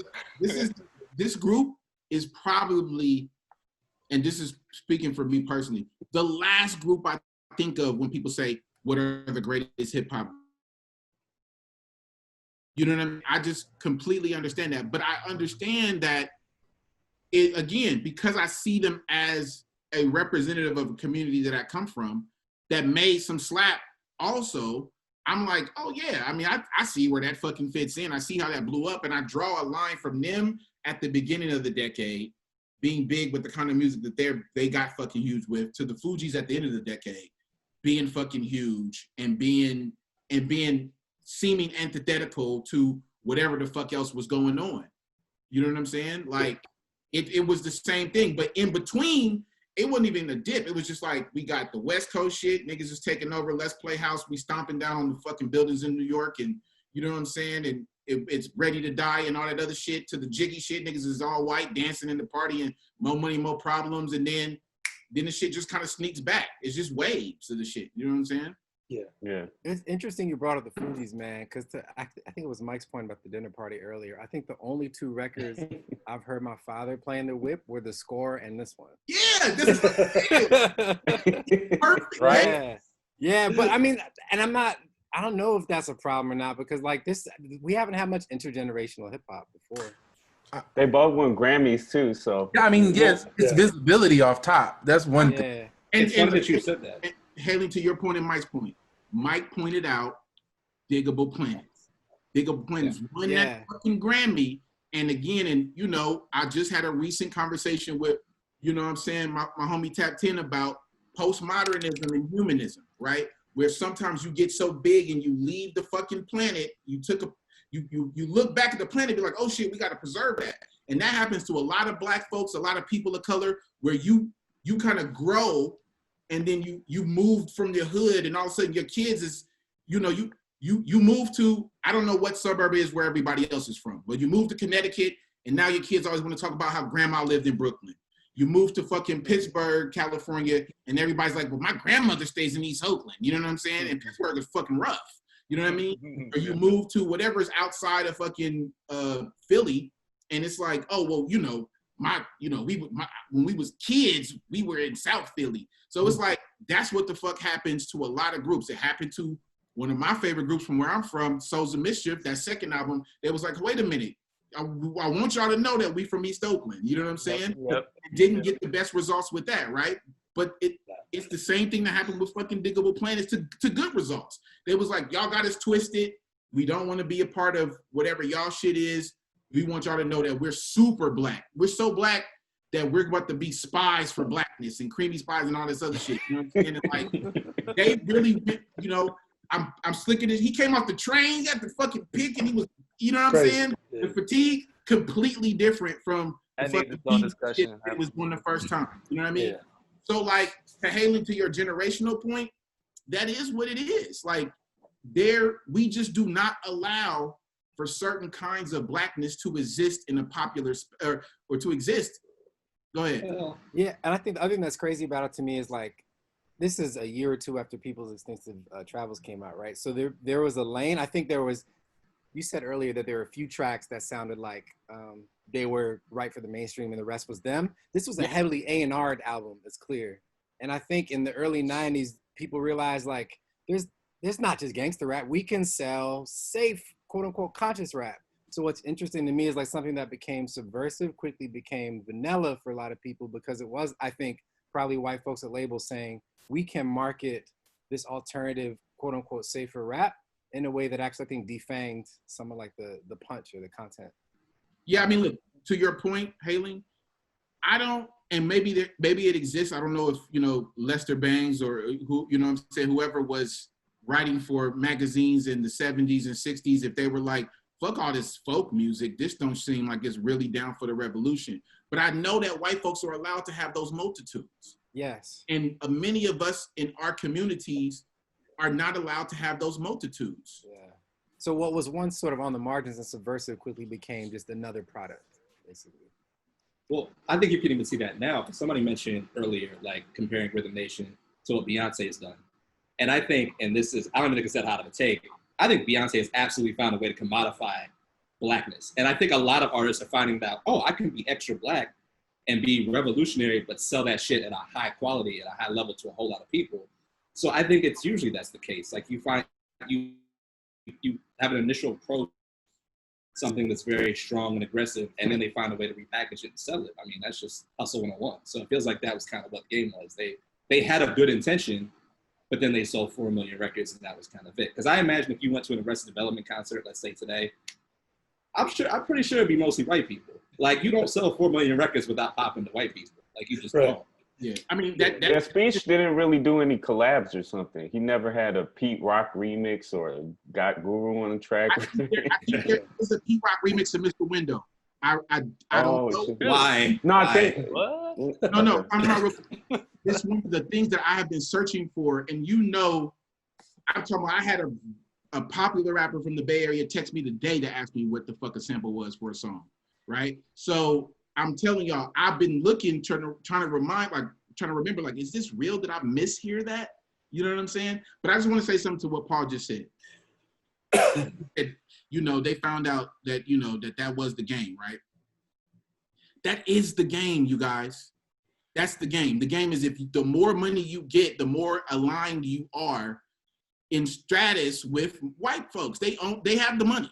You know what I'm saying? Like, that's what the fuck is going to happen, period. You know what I mean? The more money that you get, we live in a capitalist system.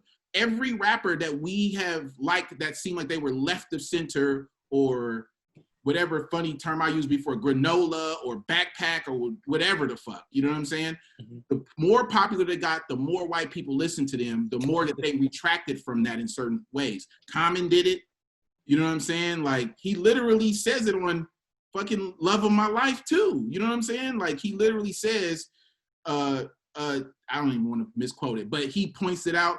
Paraphrase it. Yeah, it happened to the Roots. You know what I'm saying? Where they was Black like, Eyed Peas? Huh?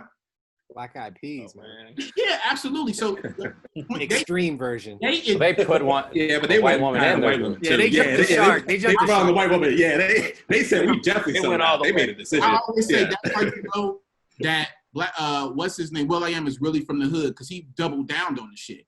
You know, Right. Let's get this money. Yeah, unless I have a lot of respect for Will.i.am, actually. Unless you grew up with super Black activist ass nationalist parents, if you from the mud, you ain't trying to stay in that shit. So I know that nigga was from the mud, because he was like, matter of fact, we're not gonna just get white girl. We white fans, we gonna put a white girl in the audience. You know what I'm saying? Nobody I know from the hood wants to stay in that shit is not fun. Will.i.am's grandparents lived next door to my grandparents. Oh shit! Where at? My brother got to know him in Boyle Heights. That's Boyle right. Heights, right? Yeah, you still Courts, right? That's where he grew up. Yeah, he'd come back and help out and stuff a lot. I remember when I don't know if his grandmother or grandfather died, but he came back. He remembered all, like, my brother and everybody. It was hella cool like that. Oh. Yeah, fuck that. Like, y'all can have that old poverty cosplay, nigga. We trying to get fucking, you know what I'm saying? Trying to get a motherfucking court in the back. You know what I mean? So I think we could just to wrap this one up. Like, I think Star, you had a good question for the last one. I think the question for this one, like, is this an album that you guys would pick back up in? And, like, in 2000. Everybody watched that video I put in there. That's how much Will.i.am built down on his group. You get the cartwheeling white girl singer. Tennessee slap. So do you think how do you guys sing and do cartwheels at the same time? Bro, how did I miss this? I see that shit. Yeah, Jason, you'll love that shit. That shit is wild, bro. dog. That shit is I can't wild. unsee this. I did not mean to derail. No. So is this an album that you guys would pick up again in the next 20 years? I was gonna say, like, the next year maybe. Would you pick this? would you go back like, yo, let me bump that Arrested Development right quick? Honestly, no. We knew that. Hard pass. I have a greater appreciation for the singles. Yeah. Word. Even I Mr. didn't know- Wendell. Even Mr. Like Everyday People was like their buddy, you know, not their Music Soul Child buddy, but their De La buddy, where it's like the remix was the thing that popped. Yeah. And you know, because I was listening to the album and I was like, where the fuck is Everyday People at? But then I looked at the track list and it's all People Every Day, and I was like, man. Wait, quick Which is question also for the Arrested fans. Oh. Is it worth listening to the other Arrested Development albums? Because I think they have a bunch, right? Yeah, they actually, them and us three have steady been making music. Like them and us three have been making music for like this whole time, which is crazy. Yeah. I mean, they switch out band members and shit, but yeah. It's a far side shit. But yeah, they kind of did a Fugees where it's like the joint that everyone wants. You buy the album and it ain't even up on there. Yep. So Revolution, such a great joint, man. It's not on the album. Well, that was on When We Were Kings, right? That was the soundtrack. Malcolm X. It's Malcolm X. That's right. Revolution? Yeah. I remember being hella young in the video in like 6th grade or some shit and getting in a fight because someone was like, it's called Evolution. And I was like, no, it's Revolution. Just look at it. It says the name when the video comes on. But the video had been on. And so he was like, no, it's Evolution. And I just remember being in a fight about that dumb shit. Wow. That's funny. Yeah, Alameda problems. Well, I think overall, I mean, going back to the original story, I mean, we can have a talk about it and decide that it's corny, but I just feel like as an outsider and as somebody who wasn't there, I feel like, you know, for him to say that, it's like, let's explore the nuance of the group and the music and the singles. And so I just feel like that needed to happen. It needed to. Just, what's that? It needed to, because they were being basically like a colonizer in the culture. Like, I gotta say. Right. You know, and it's like, you weren't even there, bro. Yeah, so it just... So we can't forget, too, they introduced Dion Ferris. Oh. Say that. Okay. Yeah. That was my favorite part of the song, you know, when she goes off at the very end. And then hella years after the fact. Man. I just want to say real quick to your point too, Haleen, like, again, you know, people get paid a lot of money to know about Black shit. Whether they should or shouldn't is again up to our personal discretion of what the fuck happening. But that same guy, and there's many people on Twitter right now who are not Black sharing fucking opinions about Black music that we agree with, right? Yeah. My point is that when it comes to how people look at us, it's like, are you allowing us to be more than one thing for you? You know what I'm saying? Because I forbid I hop on and be like, King Frost was corny because he doesn't remind me of fucking 6ix9ine, whatever. You know what I'm saying? Like, what the fuck is wrong with you? You know what I'm saying? Like, King Frost was hella saucy. Like, he was representing for La Raza. Like, why would I ever say that that was Kid Frost. Yeah, it doesn't, because it doesn't reflect Latin music, popular music today. You know what I'm saying? Yeah. And it's just like, it's just, but I'm saying that that's what we deal with all the time as Black folks. And there's some times where you can't separate what y'all laughing at? I know y'all not who riding. Don't get me started. No. You can't separate the music from the actual culture that it's coming from. Yeah. And Kid Frost is... Oh, Kid Frost is just Frost. The guy was saying that MC Hammer was more relevant. I mean, you can see. Yeah, I remember now. I mean, it's just, at some point, it's just like, that's not even worth addressing. Like, I'm going to report that. Well, wasn't the tweet, like, he said he had more, like, basically had more bars than Ice Cube. He said, no rapper's music aged worse than Ice Cube. If you played It Was a Good Day and Can't Touch This for a group of 14-year-olds and asked them to guess which guy was considered one of the best rappers of the era and which was a punchline, 90% of them would get it wrong. Also, before you hop in my mentions, put on any Ice Cube album and listen to 4 consecutive songs and come back and apologize to me. I was never a big Tupac fan, but when you listen to Tupac today, every song sounds 20 years fresher than every Ice Cube song. I survived #that site, dog piles. You think I'm scared of a little ratio? And then Fonte said, if y'all want to criticize the man's tweets, fine, but we're not about to rewrite history. Cube is the top tier storyteller, and his trifecta of America's Most Wanted, Kill It Will, Death Certificate, will is forever undefeated, and anybody picking Can't Touch This over Good Day is a fucking fed. I don't even want to entertain this because it's going to try to make MC Hammer look bad. He's a pioneer of commercialization of rap music, so I don't even want to talk about it. Yeah, that's a thing too. Yeah, that's a good point. People have an aversion to shit that's popular too, so yeah. They're both important. You know what I'm saying? Yeah. Like, yes, I don't want to hear like, Audre Lorde, Toni Morrison. You know what I mean? Like, all right. Definitely. I'm just putting it in there for context because we were talking about it earlier. Yeah, no, of course. So yeah, let's move on to Kendrick, just because I know that's gonna. I know a lot of people probably have a lot of good things to say about that.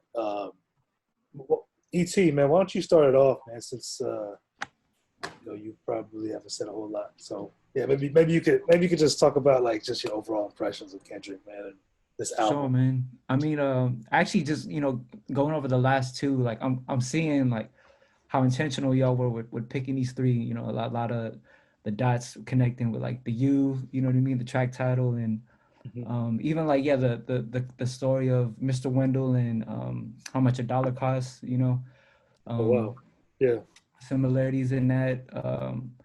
But yeah, I mean, I think when the album came out, like I was also living in LA at the time, and I really felt the energy of the album, and then also being from the Bay, like when he shot the All Right video in LA and the Bay, like that was, man, that was a moment, you know what I mean?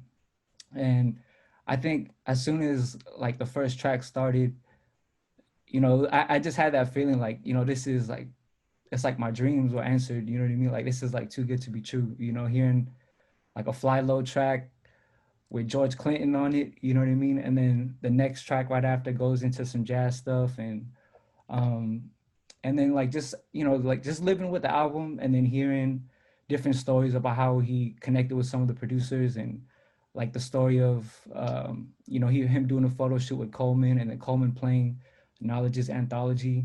Yep. And, him pick, you know what I mean? And like, and then Knowledge was saying in the interview, like, Kendrick, probably has people sending beats all the time, but the fact that he went and picked, the Knowledge beat that had been out for years, you know what I mean? And then having it come full circle, because, it's the Layla Hathaway sample, and then Terrace Martin, all of them getting Layla Hathaway back on it, it's amazing. Yeah, just front to back. I mean, like it's one of the albums where my favorite track would change from like week to week. There's just so much in there. Yeah. Can you maybe tell the story? I don't know the story. I don't know if you guys know the story about Knowledge and Coleman, or I don't know if Juan, maybe you could talk about it. Go ahead, Juan.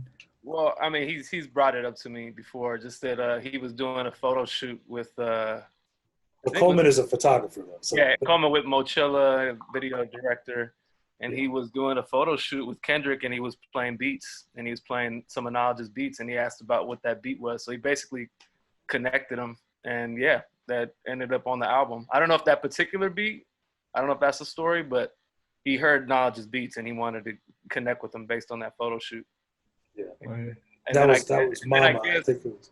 I guess he didn't credit Coleman. He kind of switched the narrative a little bit. Like he's like, oh yeah, Kendrick just we connected. And Coleman was like, yo, I kind of made that happen.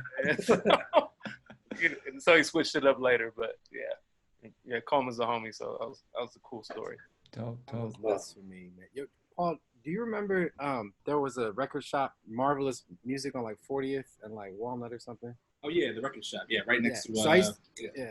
So I used to go to there were these sites where me and Paul were in Philly. There were ciphers at this record store every Friday. So someone would spin breaks and we would just flow. And there's this dude I met who we were all like, I have my little NPC at the time. This is probably like, I don't know, 07. And we had this online email list, and one of the dudes on this list was this cat Glenn from I think Jersey, and he came to Philly. So Glenn kept on making these beats. I'm like, oh, this is cool. This sounds like some like, he clearly listens to Dilla. I bet if he keeps on going, it won't just sound like Dilla. And then like 5 years later, Glenn was Knowledge, and I was like, damn. Wow. So this record was crazy for me because I was also like look what those years did, and like someone grinding, shedding a sound, and just working on their craft, because we were definitely woodshedding that stuff together. So shout out to Glenn, who has no idea who I am. That's That's I love crazy. that cat. His beats. He was the one who made me migrate to Twitch, because I never used to pay attention to Twitch before. Same here. Before we were in quarantine. He would just tweet out a link to his Twitch, and I'd be sitting there like, what the fuck is going on? What are these people talking about? But the beats was crazy, and listening to the Meek Mill remixes, and he's one of my favorites right now. Yeah, while he's playing video games, right? Just like playing beats and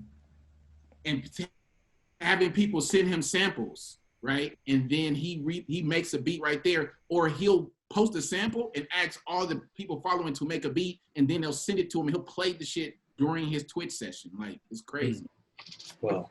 But yeah, man. I mean, I love this album, man. It's like I said, it's like who's who. It's basically a Roots picnic lineup in an album. You know what I'm saying? Like, yeah, there's hell is everywhere you look. Bilal here, and then Thundercat over here, and then you know what I'm saying? It's just like, this is the vanguard of, man, rap music production in one album, in the center of the decade in 2015. And like I said, you can start with Pharrell Williams and, All Right, and he's the headliner for the night at the picnic, and then just keep going all the way down to like DJ Dahi, Mick, had done a DJ set over in the 10 over here. Like, this in one album. It's amazing. Yeah, I feel like the story of the album has to be Abduction. And I mean, again, like the narrative of the story is incredible. Kendrick is incredible, but like, I think why it's my favorite Kendrick album, besides just being a huge fan of his, is kind of like the jazz component of the album, and like what Terrace Martin was able to do, particularly with that LA collective, like of Terrace, of Cat, even there's some Glassboro on there, Kamasi Washington. Get down. Yeah. Yeah, like what they do is like, and it was funny because there's an interview somewhere where Terrace is talking about like his career and like playing for like Snoop, and being like, when I would like play for Snoop or other artists, I'd always have to have like this lane. And I was like, he would say like, I got hired to be Terrace Martin, and yet I would be asked to play in this very tight lane. So now when I work with these artists, I don't want them to play in a lane. I want them to play their style. And what's always cool about these records is Thundercat has a very unique voice in terms of how he plays. Kamasi, all these cats have their own kind of style, and you hear their style within it so incredibly well. Like they articulate their talent so well that the songs that those kind of like that range of artists is in is like really, really special. And so I know that like Damned is the Pulitzer Prize winner, and Good Kid, Mad City is like the kickoff, but something about the way like this sounds sonically is just so beautiful, and it's something I don't think we're gonna hear again. Like, it's a fucking jazz album. Like, we're not gonna hear this shit ever again. Like, and not at the level that it got to either. Yeah, I agree, Paul. Like, to be at that point where everyone was so waiting for this album to drop and be excited, and to go totally left field with it and highlight the LA jazz scene, which to me is one of the illest in the world. Yes. Crazy. And just the history of LA jazz and hip hop, when you go back to Freestyle Fellowship and, Project Blowed and all those cats who had those influences early on, it's cool to see it come full circle. Yeah, and I'm happy to see it. I'm happy to see it come from TDE in particular, because in so many scenes there is a partition between rappers of a certain caliber and producers of a certain caliber. And this harks back to a time where the nerdy bedroom producers were right next to the street niggas rapping, and then they made all the hip hop from the late 80s, early 90s that was hella tight. You don't really get that shit no more, because we have this not new term, but this term that's proliferated, beat maker, right? Where it's like, I'm gonna make beats and I'm gonna get famous because I make beats. I don't have to produce for anybody. You know what I'm saying? We had so many down tempo and all this other shit to come into the game, which I have, I love the RJD2s and all that shit, right? But like, you had that again. You had the bananas in the cereal. You know what I'm saying? You had like somebody like the RZA, and then producing for somebody like, you know what I'm saying, Raekwon. You had that again, and that's what I love about this album. Yeah. Yeah. That's one of the things I love about Terrace is that he's a saxophone player that also understands that like Battle Cat is important, and like he gets all the lanes and kind of brings them together in such a really like dynamic way.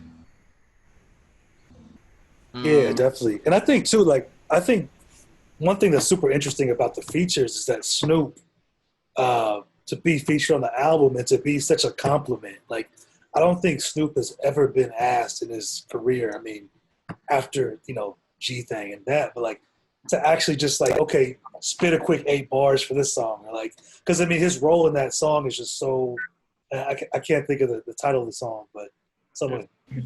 Institutionalized. Yeah, like just the way he kind of spits his 8 bars and kind of like steps back and like I just love the fact that he was asked or his role is so complimentary for that song because that's so rare for him. You know what's weird is the only other record I've heard him do that on is a Little Dicky record. Do with that what you will, but like that's the only time I've seen him. Like, yeah, it's a really good record. I hate to say it, but it's a great record. But yeah, that's the only other time I've seen him play that role. Little Dicky's a great rapper. He is. That's another conversation. He's technically gifted. He is technically talented. Yes. Next. Yeah. To your point around Snoop being like a utility player, I really dug this. I guess I'm making another like sort of producer comment, but what I really dig about the album is that it wasn't a bunch of beats. It was an album that was produced. So everyone was in the studio talking to Kendrick like, and you heard this actually on Untitled Unmastered.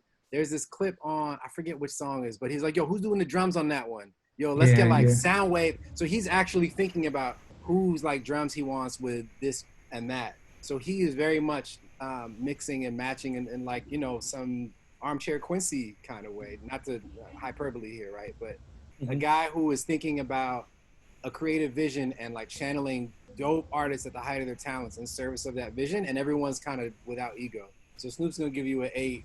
Glasper is not gonna ham it up as much as he usually does. Kamasi's sort of falling back, but I just love how everyone got in line because they knew there was this moment. Stars aligned. The West Coast Get Down was blowing. Thundercat was like getting established as a solo artist. So yeah, just like it was like the Avengers, on this moment that I wish it lasted longer, but I knew it was too good to be true. Yeah.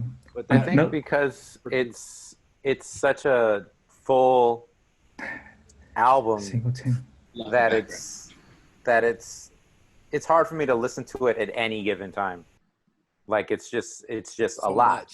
It's so much. Yeah. And so, it's kind of like how if you watch like Malcolm X, it's not like just a movie that you're just going to put on. You're like, hey, let's woke up, let me watch Malcolm X. So it's that's one thing that I feel is because it's so dense that it's not an everyday album. Yo, the intro is literally like opening credits to a movie. It is. Yeah. But it's also to that point hard to just listen to one record from the album. Because anytime I'm in the mood to listen to it, I'm like, fuck, I got to start with Wesley's Theory and play it all the way through. I can't jump to All Right. Like I just can't.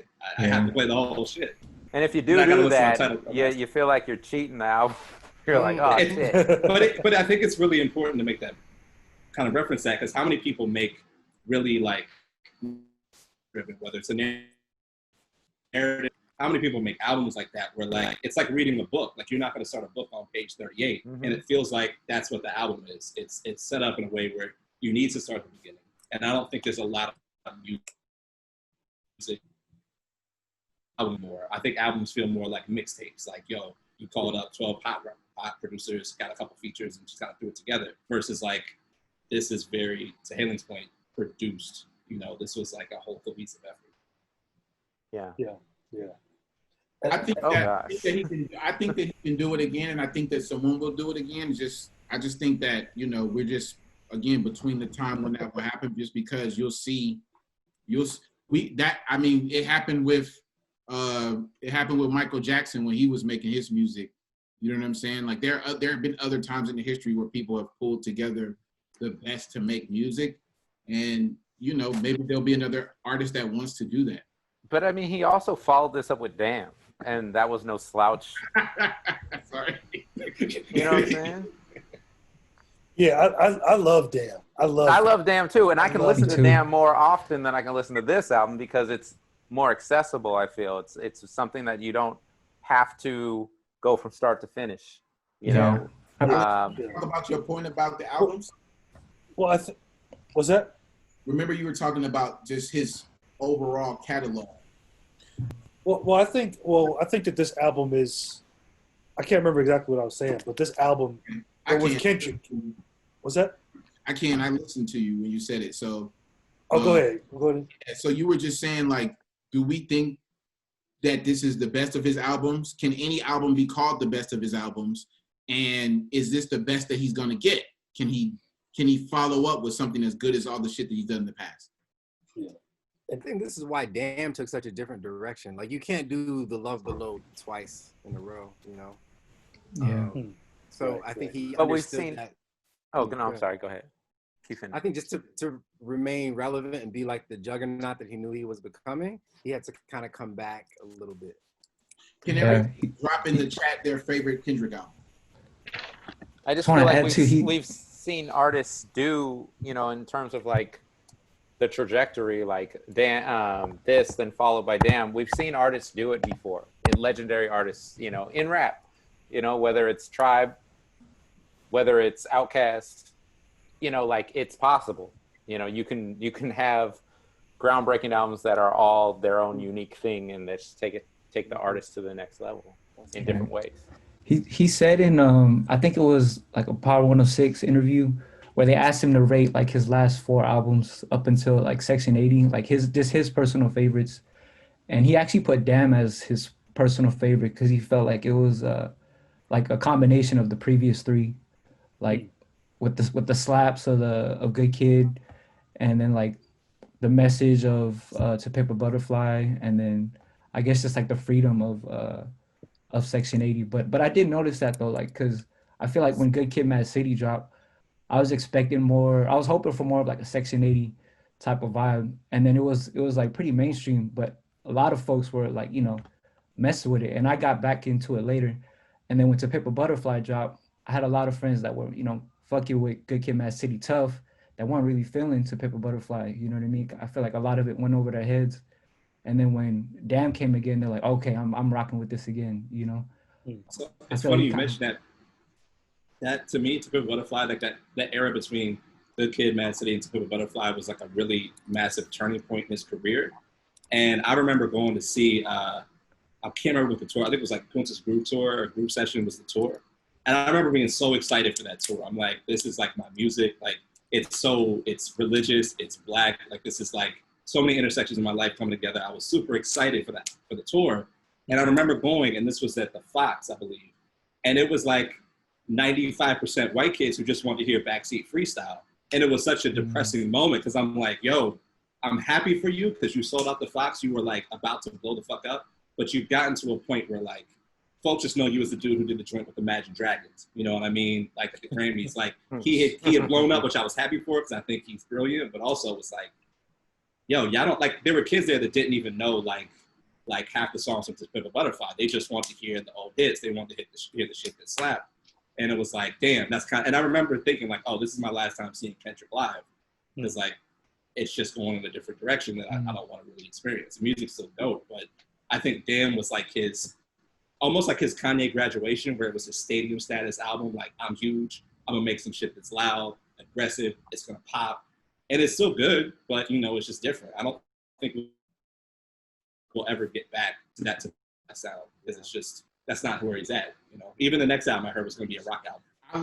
I love Damn because it was him saying like, I still make contemporary Black music, and trap music is contemporary Black music, and that for a lot of people, I think their sensibility, or I would say like the kind of machinations of what they like rap about might be about Blackness, but then sometimes sonically it's not hitting with the people who they want to reach. That's right.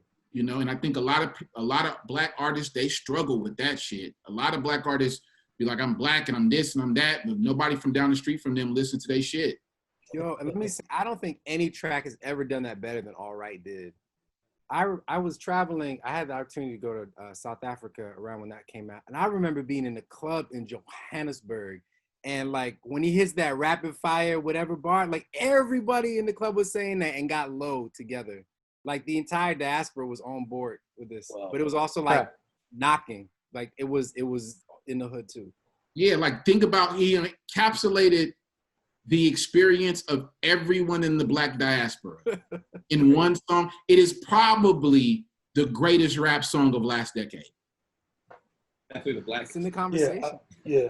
And I think I have to echo that too. I think it's probably, I mean, honestly, like I can't think, like when I think of recordings, that, I mean, they reminisce over you. Like I'm saying, perfect recordings.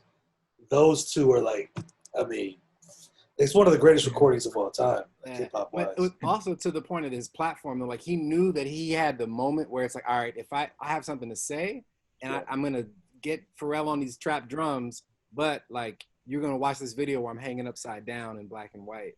And usually you get like Kweli, who's, you know, not quite sticking the landing or reaching,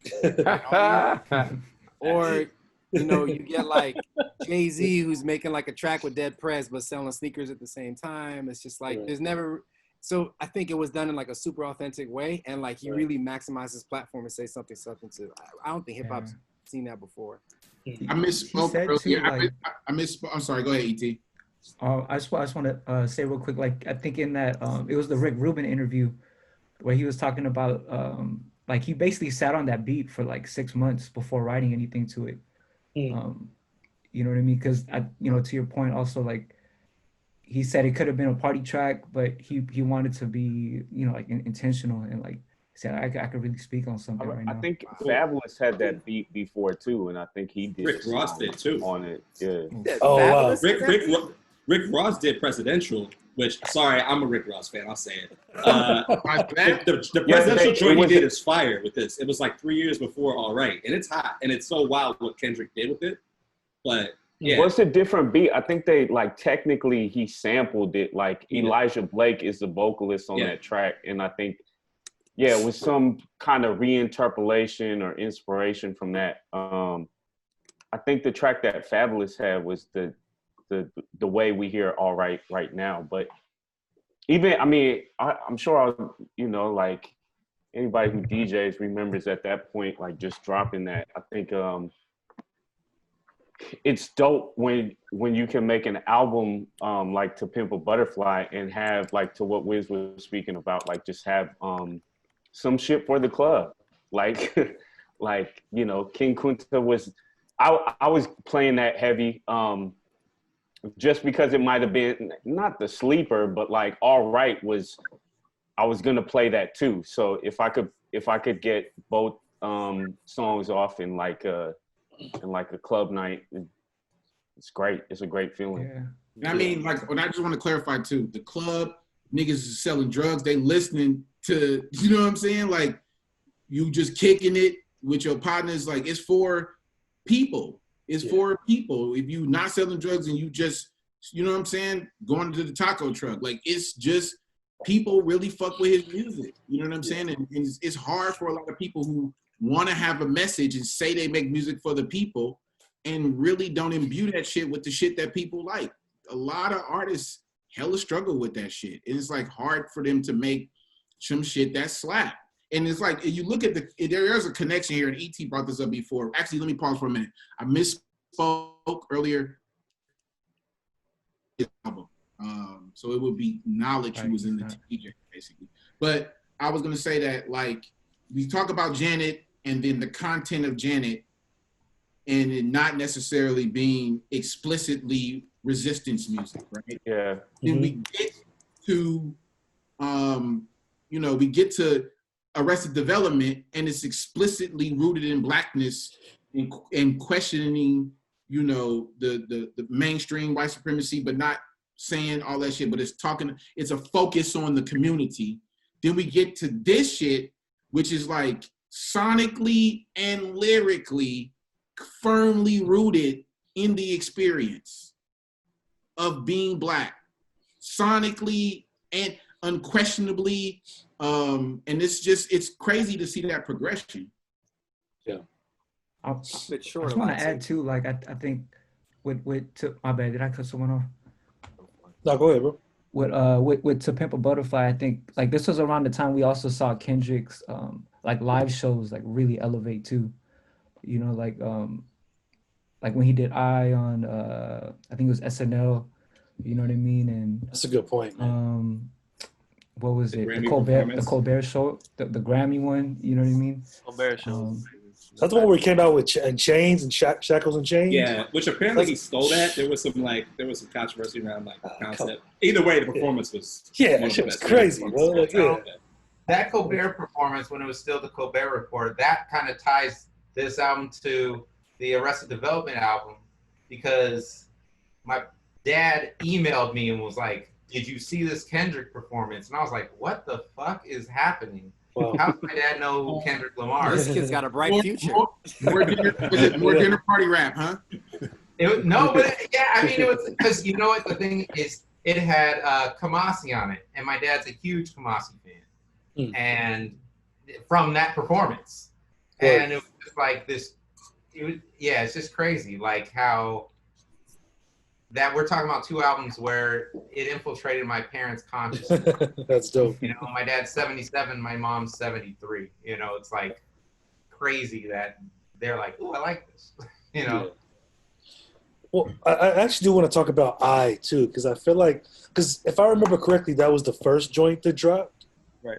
Yeah. It might have been King Kunta, but I do remember I was also a joint that leaked. Really.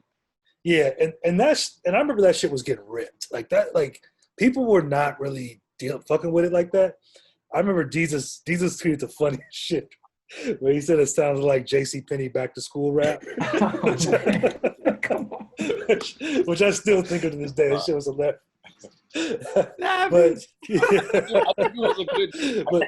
I think it was a good choice that he chose to do that kind of live version instead of that. Well, right, and then on the album, it's like he really turns it. He really politicizes it, or turns it into like I guess he sort of turns up the political element on that song in the album, which I love that he did.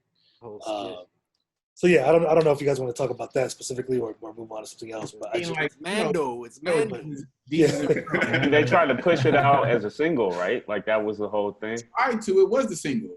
Yeah, it was the first single. Yeah, I think it was. I mean, I like the song of them. never played it because. But see, I remember when that shit dropped and people had the backlash, and it was like, oh, this is why I hate backpackers. This is why I hate people that like music like that I like, because they have this like perception that you can't do some mainstream shit just because you're a conscious rapper. Like, the fuck out of here. It's an Isley Brothers sample. Like, there's nothing blacker than an Isley Brothers sample. Like, right.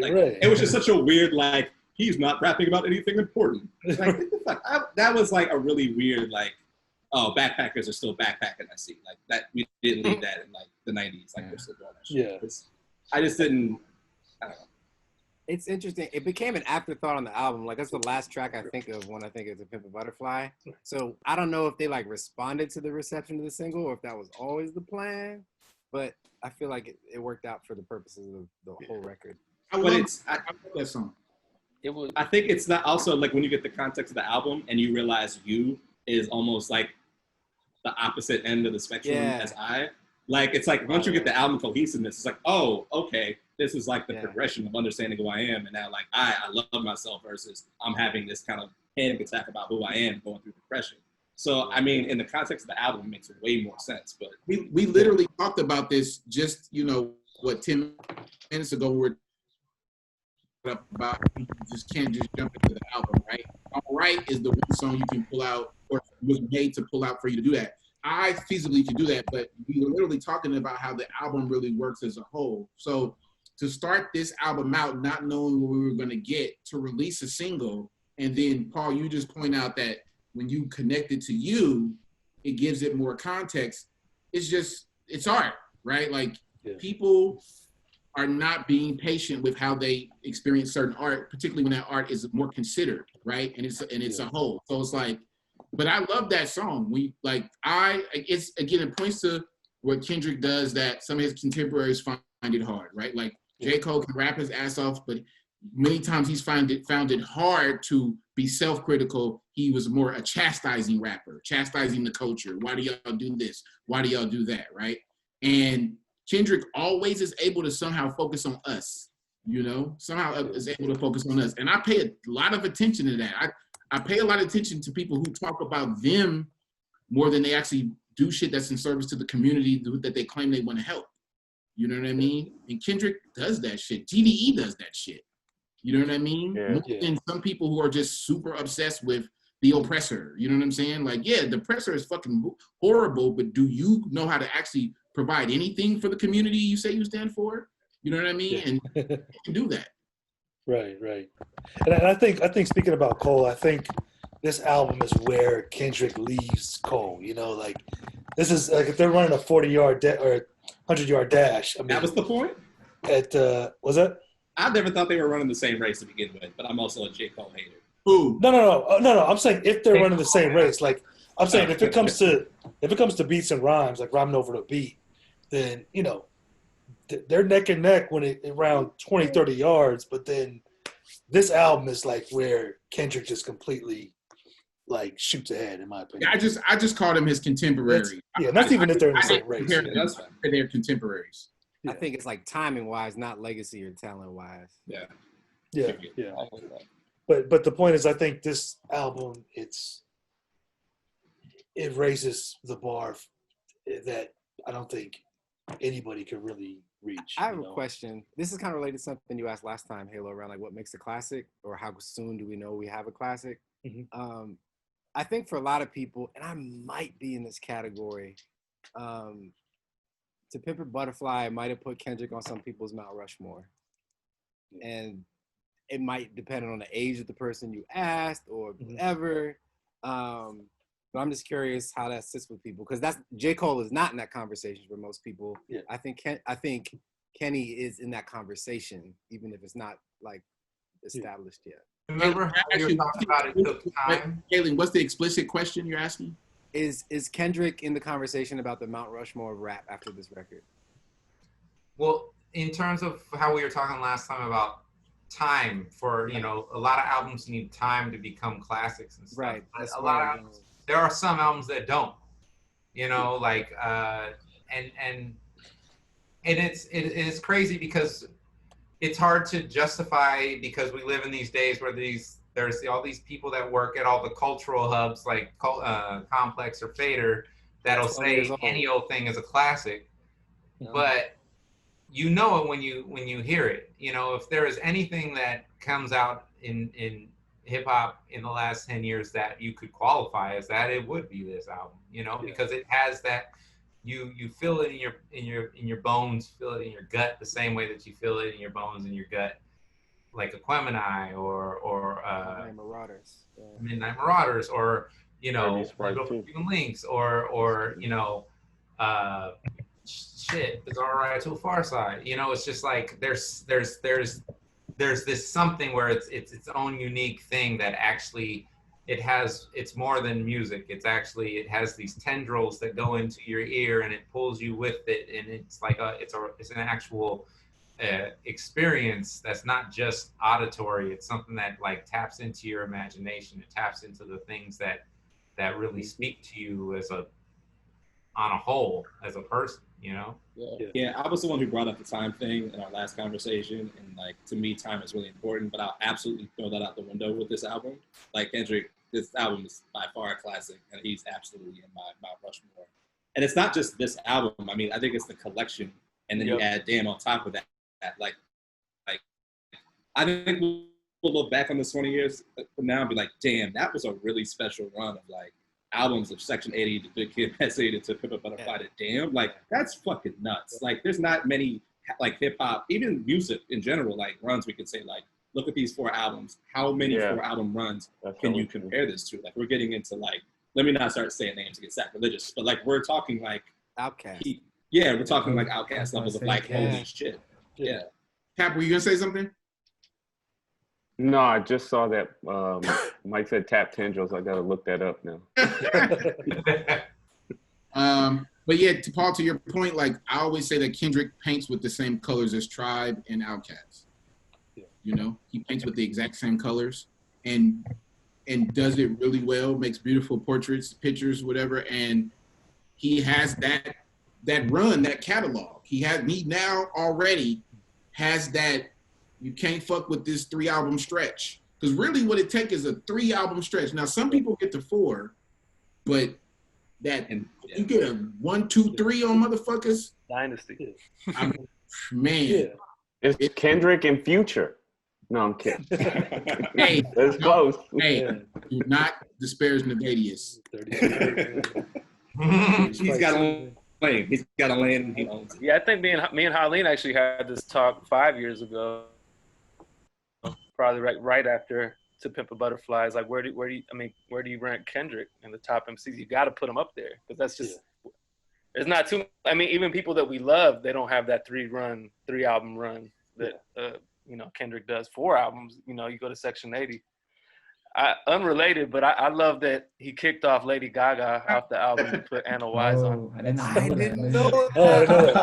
I didn't know that. I remember hearing about that. Yeah. What was the story? What song was she on? Walls, I think. And I don't think she knew. I don't think she knew she got kicked off. And at the time, Anna Wise was the homie. A lot of us know her, from Sunny Moon. She was nobody knew who she was. We did shows with her, Sunny Moon stuff, and it's crazy to see, like, oh shit, she's on all these Kendrick albums and yeah. I mean, I personally put Kendrick in. I put him in the top. I honestly do. I mean, just because and I know it's hard to say when someone's currently playing, like if they're the best, but I think that he's so special where we have to acknowledge his greatness while he's still playing, And the way I kind of think about it is like, whenever someone talks about the greatest MCs, the top 10, Mount Rushmore, whatever, everyone has their criteria, right? Like, lyricists or popularity or sales or classics and this and that. And I think with Kendrick, I mean, he meets every criteria that you can think of. He's at the top or very close to it, that goes from album sales, that goes for just mainstream appeal, that goes for consciousness, that goes for lyrics, like the ability for to Imagine rap. Dragon songs. Yeah. Or it's like crossover appeal, like whatever criteria you have. Okay. I mean, look, let's just look. Everyone has their bumps. Okay, everyone has. Like Wes said earlier, he's about his paper at the end. Of right. Gotta make that money. Yeah, but I didn't laugh. I mean, shit, he was on a Taylor Swift joint, shit, but let's not talk about it. Right, I know. But I'm just saying, somehow he still got cred. Like no one ever said Kendrick sold out too. Right, exactly. Yeah, we let him rock. So I just think that when you look at any criteria, I mean, it's I put him at the top. I'm curious. I mean, this could be another conversation for another day, but about like who people have on their Mount Rushmore. But when I think about like the consistent ones, like a Nas or a Jay-Z, like they don't have a 3-run out. Like they don't have a 3-album run. I'm looking at the discography. There's nothing that's like 3 in a row, or like even with like Andre 3000, that's like an Outkast slashed him. Like right. As a solo rapper, like I don't know if anybody has kind of put together this catalog of consistency. Nas like really harms his catalog when he does like that Al Jarreau song. You ready, Bob? The Inspector Gadget song. Oh no! How about the one? How about Blunt Ashes produced by Chris Webber? The actual ball player. I did like Blunt Ashes though. I did like Blunt Ashes. Wait, what was the joint where he does like the Bugsy Malone like gangster? Oh, who killed rap, Who killed rap? That was it. I was like, yeah. No, because it was funny. I was. That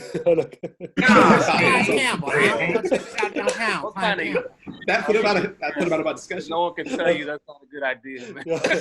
So many clunkers in this man's catalog. But that's how crazy like we still will hold him up high because of how much he like. Yeah, it's crazy. That's a good point. I was having a discussion with some friends. An album that's so good that, because arguably, no matter 3, 4, 5 decades later, it was written, hold him up here that he can do Inspector Gadget songs and well, because I was having a discussion about it, and it's kind of funny because Jay was kind of throwing those little shots at him, or throwing those shots at him when he was trying to do the math and was like, oh, you know, two of them shits were through. One was the other was Illmatic. That's one hot album every 10-year average. Yeah. And at that point, I was like, well, you know, It Was Written was dope, and I think this was. But I think now that when you look at it, it really is like one hot album every 10-year average. I knew that That's why he came back with Stillmatic. Yeah, Stillmatic was dope. Like, It Was Written dope. And we got back to a Jay-Z versus The Nas Lost Tapes. discussion. Shit. Yeah, this discussion. Yeah, next. It's going to end up with us praising Jay-Z because he has the better catalog and whole. But let's just say it's disrespectful to compare both of them to Kendrick Lamar. It's about catalog. Wise, consistency wise. I mean, Yeah, right. Not untrue. It's hard to take it if we're talking about a run, because I wouldn't compare Jay-Z and Nas to De La Soul. If we're talking about a run of albums. Right. Because they have a better run of albums, even compared to Jay-Z. And that's why I said Outkast and Tribe. Mm-hmm. Like Outkast and Tribe have the unfuckwittable run. Yeah. And now Kendrick, you can add you can add a West Coast artist to that shit. He has an unfuckwittable run. And I think undeniable too. Like nobody would deny that. I mean, Cube comes close though. Let's not front. Yeah. When we talk about America's Most, into Kill at Will, into Death Certificate, into even The Predator. Even Lethal Injection was dope. That shit was fucking dope. Yeah, like he all that shit was dope. Was the person before him from this coast that did that shit. Yeah. You know what I'm saying? So, yeah. Yeah. It was fun going on that weird riff, though. It felt like being in college again. Right. Inspector Gadget. So we're walking around with like one way and just like freestyling and shit. Freestyling in the quad. It's bad. It's bad. But yeah, we should probably wrap it up. But does anyone have like a overarching question that maybe we can answer in a couple words or less that sums up this album? Wait, can we get to Dr. Knockboots? Or were we not going to discuss that? Conceptually, the shit was dope. Conceptually,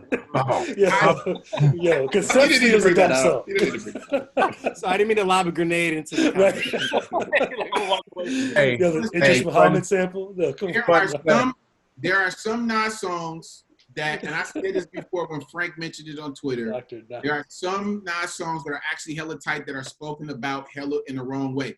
And "Oh You Back" is one. "Oh You Back" slap. Yeah, "Oh You Back" was tight. Or "Oh Me Back." I don't care what nobody say. You was in the corner reading manga, scared to dance at a dance if you don't like that fucking song. It's a jiggy ass song though.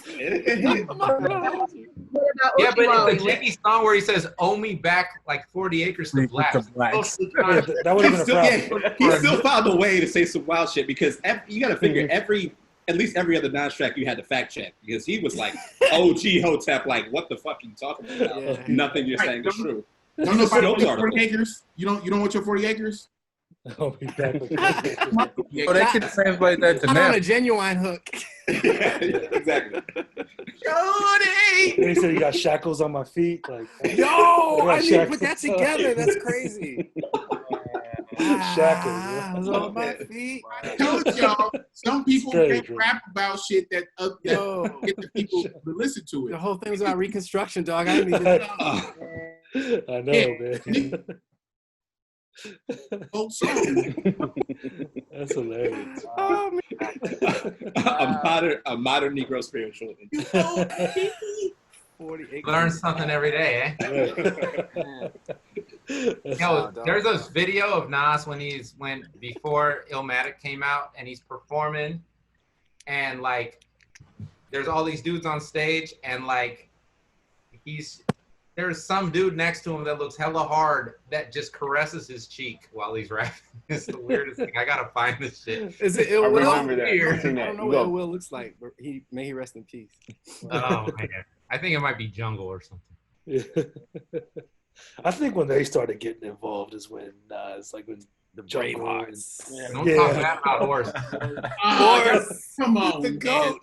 Come on, man. I like that shit. Uchiwali and shit. Uchiwali was not It's good record. That was Uchiwali.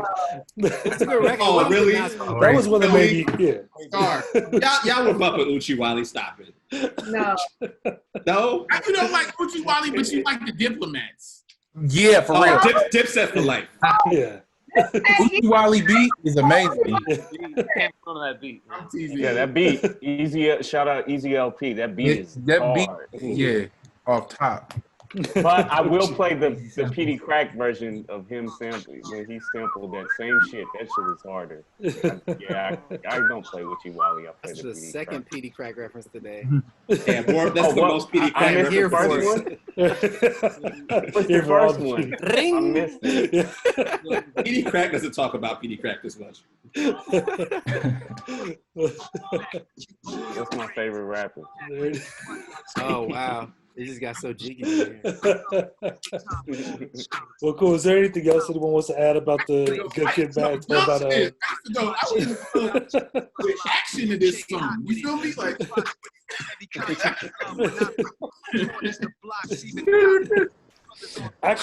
Actually, I do want to poll you guys for something though, because Wiz and I were talking about it. Because Thursdays is the night that I chose because it's kind of like a lead into the weekend. It's not really the weekend, and I definitely want this group to be fun. Would you guys want to do this on the weekend, or is that, or you think it's better on the weekday? Weekday. I like the Weekday. I like Thursday. Okay. Thursdays are when you go out. It became like the going out night, and weekends are when you're kind of like chilling, Okay. I feel like this is good. Yeah, although Saturday, Makosa, everybody should show up. Yes. Yeah. Unway, DJ Shinobi Shaw, DJ Tara, Darling Chuck, DJ Lindsay, and Senorita. Yeah, squad will be deep. Y'all should come out. I want to just mention that we're asking that simply because we know that folks are on the East Coast. And many of you are older now and have to get up to eat your muesli and stuff like that. So we wanted to make sure get your good friends on. I mean, I'm on the East Coast to get for my fiber to move through me, right? I mean, my work day consists of going from my bedroom to my living room, so I don't have like a big morning routine. So getting to bed early is not an issue. Okay, for sure. Yeah. And Thursday's when I start drinking for the weekend, so it's okay. Also that. Word. Yeah. So I just feel like Thursday's kind of like a soft weekend in a sense, So Yeah, we were being blasted weekend. Trying to be considerate. Yeah. All right, cool. Any last thoughts before? Because we 2.5 hours. Any last thoughts about the? How does the process work of picking the next album for the next discussion? So that's another thing too. I'm glad you brought that up. So before the idea was to do it random, but because of the things happening, these albums were selected. But we do have a spreadsheet that you can add to, and I could actually drop that into the comments. So I don't know if random works. So I don't know if maybe we could do it according to like something that's trending during that time. You know what I'm saying? Like, because we announced. You also got to pick albums that someone hasn't picked yet. You know what I'm saying? Right. Of course. You got to go through the membership of like Track hasn't had an album picked yet, or Star hasn't had an album picked yet. Yes, definitely. So let's see. I'm gonna drop the spreadsheet in the chat. So too. Okay, go ahead. Cool. Yeah, because I know like if there was a versus that happened the week before, like it'll be the fuck about that album or something like that. Something. Did y'all hear the fireworks? Make sure to click that link before the chat ends because it'll go away. You won't be able to access it. Okay, so yeah, it's popping. There's a fireworks popping up. Are there cops giving away fireworks outside? Man, it sounds like it. Is that at your house, Eileen? That's me, yeah, probably. Yeah, LA going crazy. Yeah, LA's wild. That sounds like out here though. It was like a M80 next door one day. On my block, I just stuck my head out the door and said, "Hey, them niggas Ram, for real. Yeah, that doesn't work in Brooklyn. But yeah, you know, I'm not sure if it's best to do it something that's a little bit more topical, or something, you know, somebody who's in the news, or maybe try to find whose birthday it is. Fabulous or Jadakiss album. Fabulous or Locks album. A Soul Tape. I love the Soul Tape. Volume I love 1. the Soul Tape. We got New York on the chat now. Yeah, but I think we might just do a random, you know. So and you know, I think if we do someone that's been picked before, maybe we'll do another spin. So yeah, I think we should keep it around. We want to make sure folks are involved and get a chance to their album, get a chance to sign to. Definitely. So yeah, does that answer your question, Star? Yeah. Okay, cool. Can everyone drop in the chat their favorite song off To Pimp a Butterfly? Oh yeah. Yeah. I on my bag, Halo, go ahead. I was just gonna say, my rule of thumb is that if like it's a classic album, I just go with the singles. That's kind of like my rule. Like if it's like I can't decide, then it's like I gotta go with my favorite single. Ooh, did we pick a favorite track from the Arrested Development album? I didn't think we dropped that. Tennessee. I mean, y'all just Tennessee. dismantled the album. Like, I mean, that white guy didn't like. I don't know. Y'all ain't bumping it for the rest of the year. Pete Rock remix. They picked it for us. Like, nah, I feel bad. I love Everyday People. Though. I'm gonna listen to the album again. Maybe I missed something. I feel like an asshole. I know. Sure. You did, Paul, for real. I just think that. I just feel like the young dude who came in and started talking shit about something he doesn't know about. I apologize. Nah. I don't think you did, because I feel like, again, it's people our age that are like, I wasn't really fucking with that too deep. All right, good. I just think for real. But Mr. Window is a clean ass song. Oh, it's Tennessee. That was my favorite. No. Which one was? Tennessee. Yeah. I was surprised. Tennessee. I say this. I was surprised that on their Unplugged, the recorded version at least, they don't have fucking, I don't think People Every Day is on there, or Tennessee. Like, they fully did an Unplugged and didn't do the hits. Yeah. Which I was like, was that on purpose? Were they tired of it? You know how Andre 3000 was like tired of Hey Ya after we all love it. It's like, damn. Well, speaking of Nas, he was saying that he's not going to do Illmatic anymore. Like he doesn't want to talk about it anymore. He doesn't want to talk about Illmatic anymore. I've been to like 100 Illmatic concerts. No, he said it like mad recently, like this. Like I think it was like he cashed all the checks. That's 10 years late.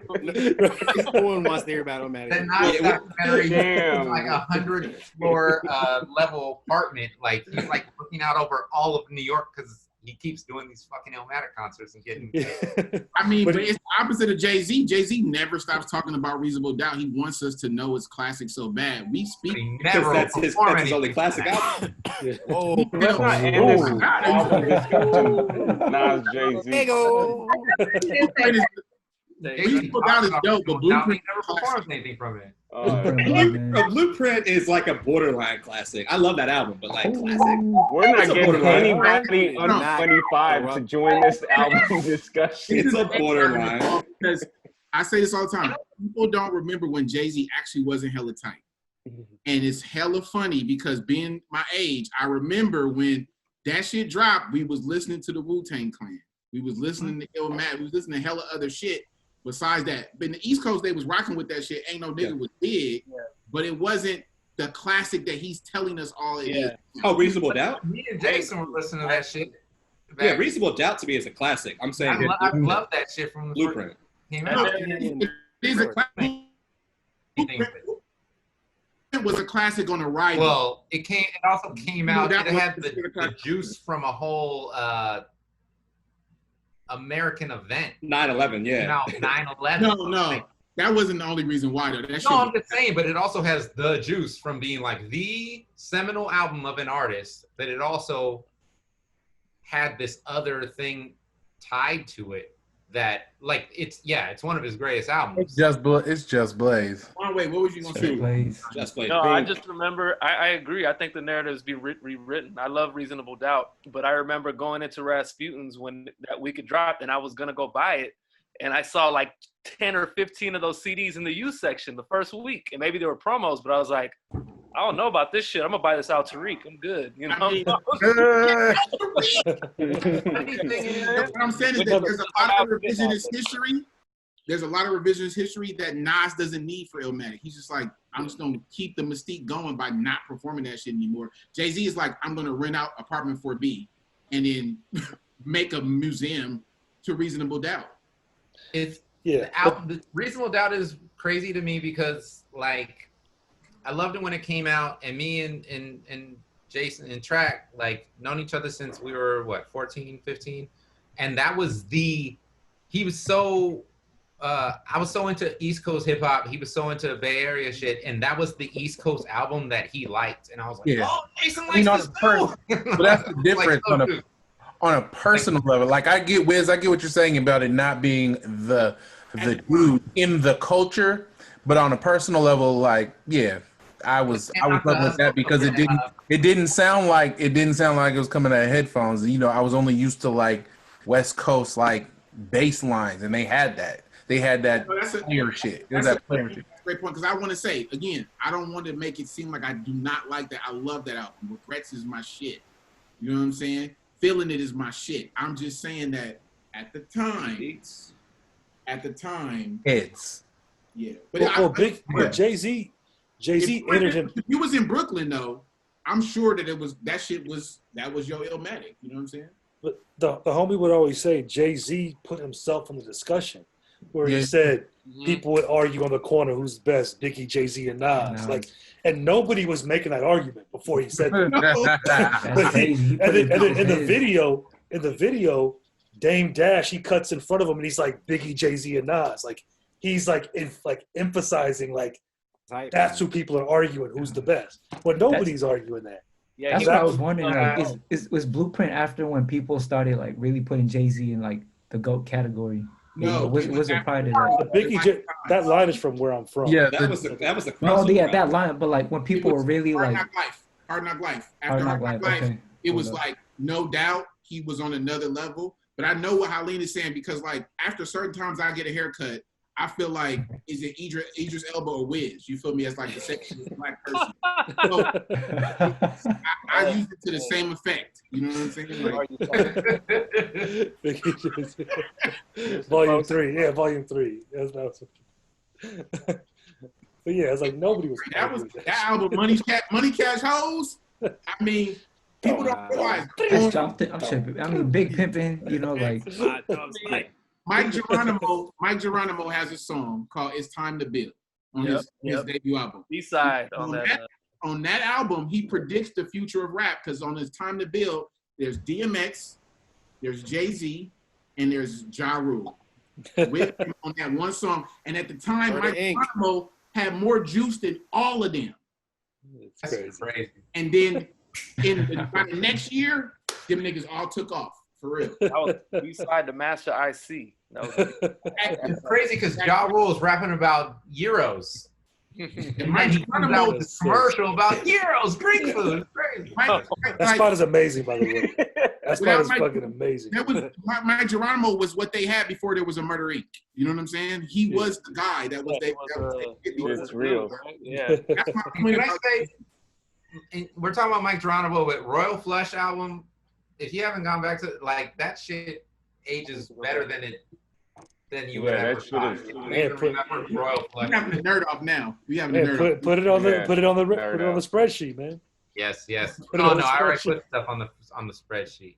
Well, I would say just put like maybe 3 or 4. Like put a couple, you know, because I think like the more we have to choose from, I think the better. So, so drop some more, sit on the spreadsheet. If you guys got some more. You don't have to, you know, make it one album or anything like that. But so I think you know, we could. I mean, I could make the selection now if y'all want me to. I mean, should I do it now or should? Go ahead. Did you put yours in there, Star, or no? I need to. Yeah, I did right last week. I only added one, but. Yeah, I only added one. You guys want to add a couple more? real quick, or maybe? My bad. Sorry, I don't mean to be too accommodating, but just want to make sure everyone. I think it's cool for people to add more than one because it's hard for people to choose. They've been saying it's hard for them to choose. Yeah, because I got the hold on. Oh, right. Because I got this app where you could just select a number and it'll select a number at random. So you just set parameters like the highest number, the lowest number, and then you just. So it's like a die, like you're rolling a die. Yeah, so like you could do like the max number will Not be a die and a regular die. Just thrown on the wall. So if I'm doing 2 to 24,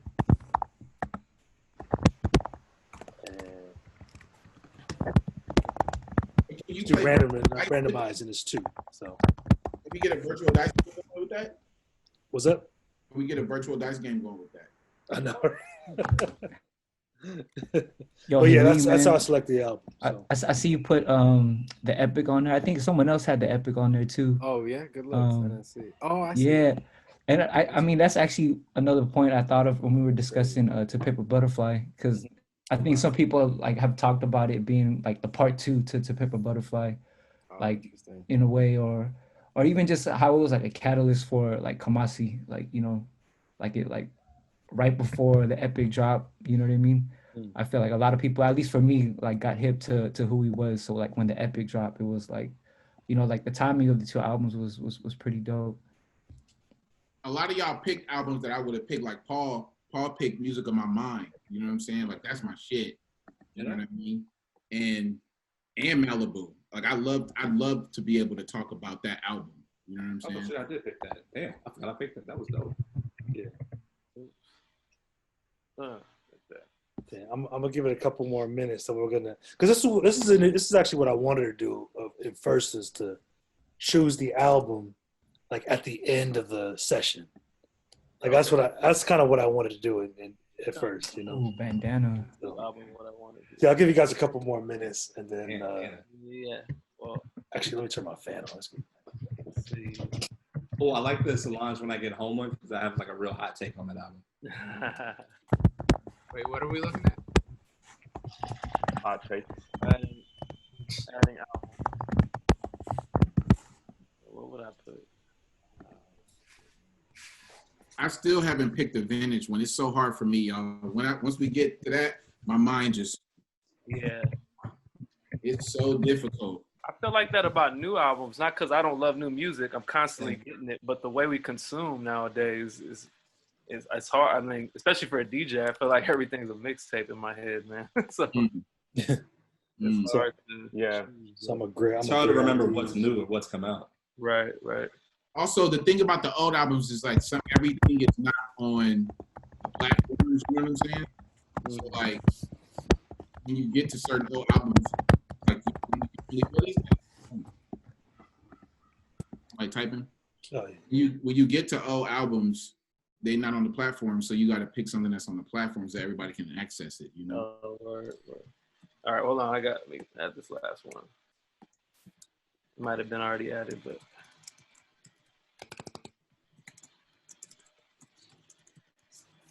I'm using that.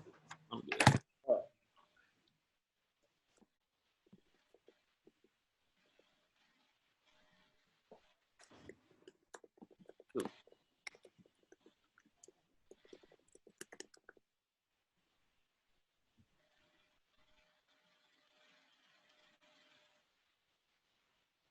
Ooh, AT Alien though. Wait, what are we looking at? The Spreadsheet. AT Aliens might be my favorite hip hop record Of all time? Cool. Favorite song on there? What's your favorite song? Good choice with the Dog Pound album.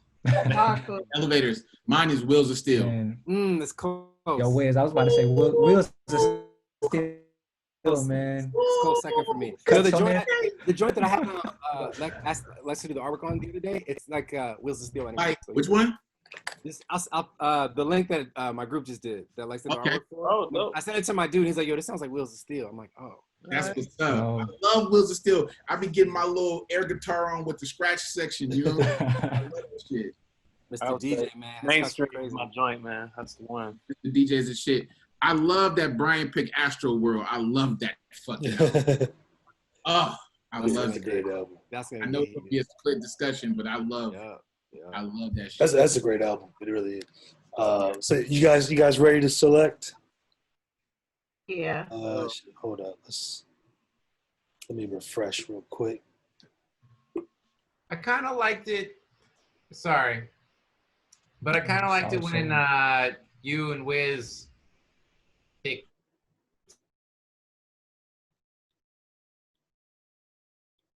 We want to prepare people now, so can we just try it this way for this one, and then we go back? It's fine, it's fine. Can I say something? Sorry, I lost the internet connection. What did you say? No, I was saying that I kind of liked it how you guys picked, because it was kind of a mystery, but Wiz said, and then Star said something, and she said, damn, my connection. So these albums that we can go back and revisit on a streaming service, right? Yeah. So I want to point out that Aaliyah's 1 in a Million is not available for streaming. It's And trust me, I love that album, but that particular album, the family will not let go for the streaming. And in order for me to really dive in that, I forgot some of the songs that's on the album. I have it, but I don't have it physically with me. I don't know, but you can't hear that song. So that's crazy. Can that be removed? You can't hear that album. So can that be removed off the list? Yeah. Did you put that on there or no? Or did someone else put it on there? Star, why are you on this twice? Because you can do more than one, Mike. You should. Okay. Got it. Yeah, if that comes up, damn, I didn't know that. That's crazy. If that comes up, we'll just spin again. I mean, it came up too. I see what you're saying. Go ahead. We'll spin it in. Let's do it. Okay, so this is for the all right. This is for the new album, right? So we got 26 fields, and I'm gonna go 2 to 26. Randomize 8. Okay, you got the Black Panther. Well, that's Linda's album. She had an album. She did this week, so do again. Go again. Okay, she had this week, so okay. Just pick again. Just pick again. Another number. 20. You. Okay, that's a great fucking album. I mean, just go again. Just go again. We just did your Arrested Development. Just pick another number. Come on, that's not. I got Arrested Development. Shit. All right. You picked it. 22. Okay, so One Way. That's you. Man. Oh, good one. All right. Something new there, so it would be blowout combs. What's that? I'm fine with any of those three. So yeah, whatever. Well, no, this is for the new category. This is for the new category. So we'll do. That's actually great choice too. So which one was it? Boom, Internet Ego Death. Oh yes. Where's that at? Number 22. One Way. Yeah. Oh, he did pick. I can't. For some reason, I can't see his new pick. It is not. That was a heavy summer record, man. Wow. Yeah, man. Okay, and then I updated it for the mature album. This is for the mature album. Sure. If it does a blank field, we'll just spin again. 15. Tricky. Hey. Quick. DJ Quick. Oh, quick. Oh, Safe and Sound. Okay. Oh, shit. There you go, Trent. Yeah, do that. Nice. Do that. I willed that in existence. Okay. All right. Okay. DJ Quick, Safe and Sound. Go on. And then Vintage. Randomized 7. Leo Sonship. We need each other. All right, that's Brian. Okay. What is it? Don't be like, yo, you know, so I just feel like I'll let him know. Yeah, no, we'll have to talk about it because I'm gonna learn about this one. Yeah. Me too, man. So yeah, there it is. Shit. Is that's cool with everyone? Yeah. Yeah. All right. What are the 3 albums? We got Safe and Sound, Leo Sonship, and what was the first one? Internet Ego, right? Okay. Ego Death. That's dope. That's gonna be a good conversation too. All right, cool. And then so the date, just in case y'all once. I'm doing last Thursday, so I was actually 5 Thursdays. I'm Probably the really 20. excited for what our Jay-Z versus Nas conversation is going to be like at this next conversation. Bring ammo, Man. Made a hot line. I made a hot song. Right. In fact, this background's for you, by the way. I said that to someone else today. Damn, I there don't think they understood. are 5 They Thursdays. noticed. There are 5 Word. Thursdays in July. That's crazy. Yeah, so I guess we'll do the 23rd. I'm not sure. 23rd to 30. But yeah, but I guess that's it. Thank y'all for joining. Appreciate y'all. Thank y'all for holding this. Yeah, this was great. Thank you. Yeah, no Yeah. doubt. No Thank doubt. you guys So, very much. I thank y'all to the East Coasters. I know y'all staying up late. ET, where are you at? I'm in the Bay, man. I'm in San Bruno. Okay, that's what's up. Yeah. The Peninsula, though, you know what I'm Yes, saying? Kamal Washington album come out tonight. Mr. Okay. Wolf. It's gonna be dope. Oh, Kamal Williams? Sorry, yeah, I said Kamal Washington. Oh, yeah. Thank you, Haley. I got Kamal the Williams. score. I'm about to have y'all looking at the wrong shit. Washington. Kamal Williams album come out. Mr. Wu.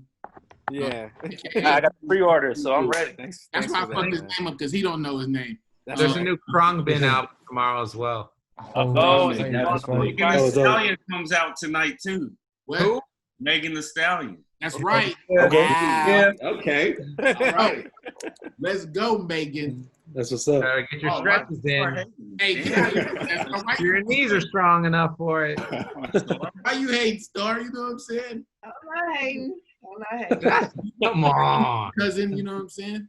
But yeah, so thank you for that Karanga bin too, Mike. I didn't even realize that comes out in 8 minutes, actually, y'all. Yeah, I know. Right, Then right. remember this weekend, if you're free on Saturday, Yes. Makosa, One Way, DJ Tara, DJ Snowy Shaw, Darling Chuck, DJ Lindsay, and Spinurita from 11 a.m. 11 a.m. to 6 if you're on the West Coast. Yeah. Yes. Oh, can y'all send out a link?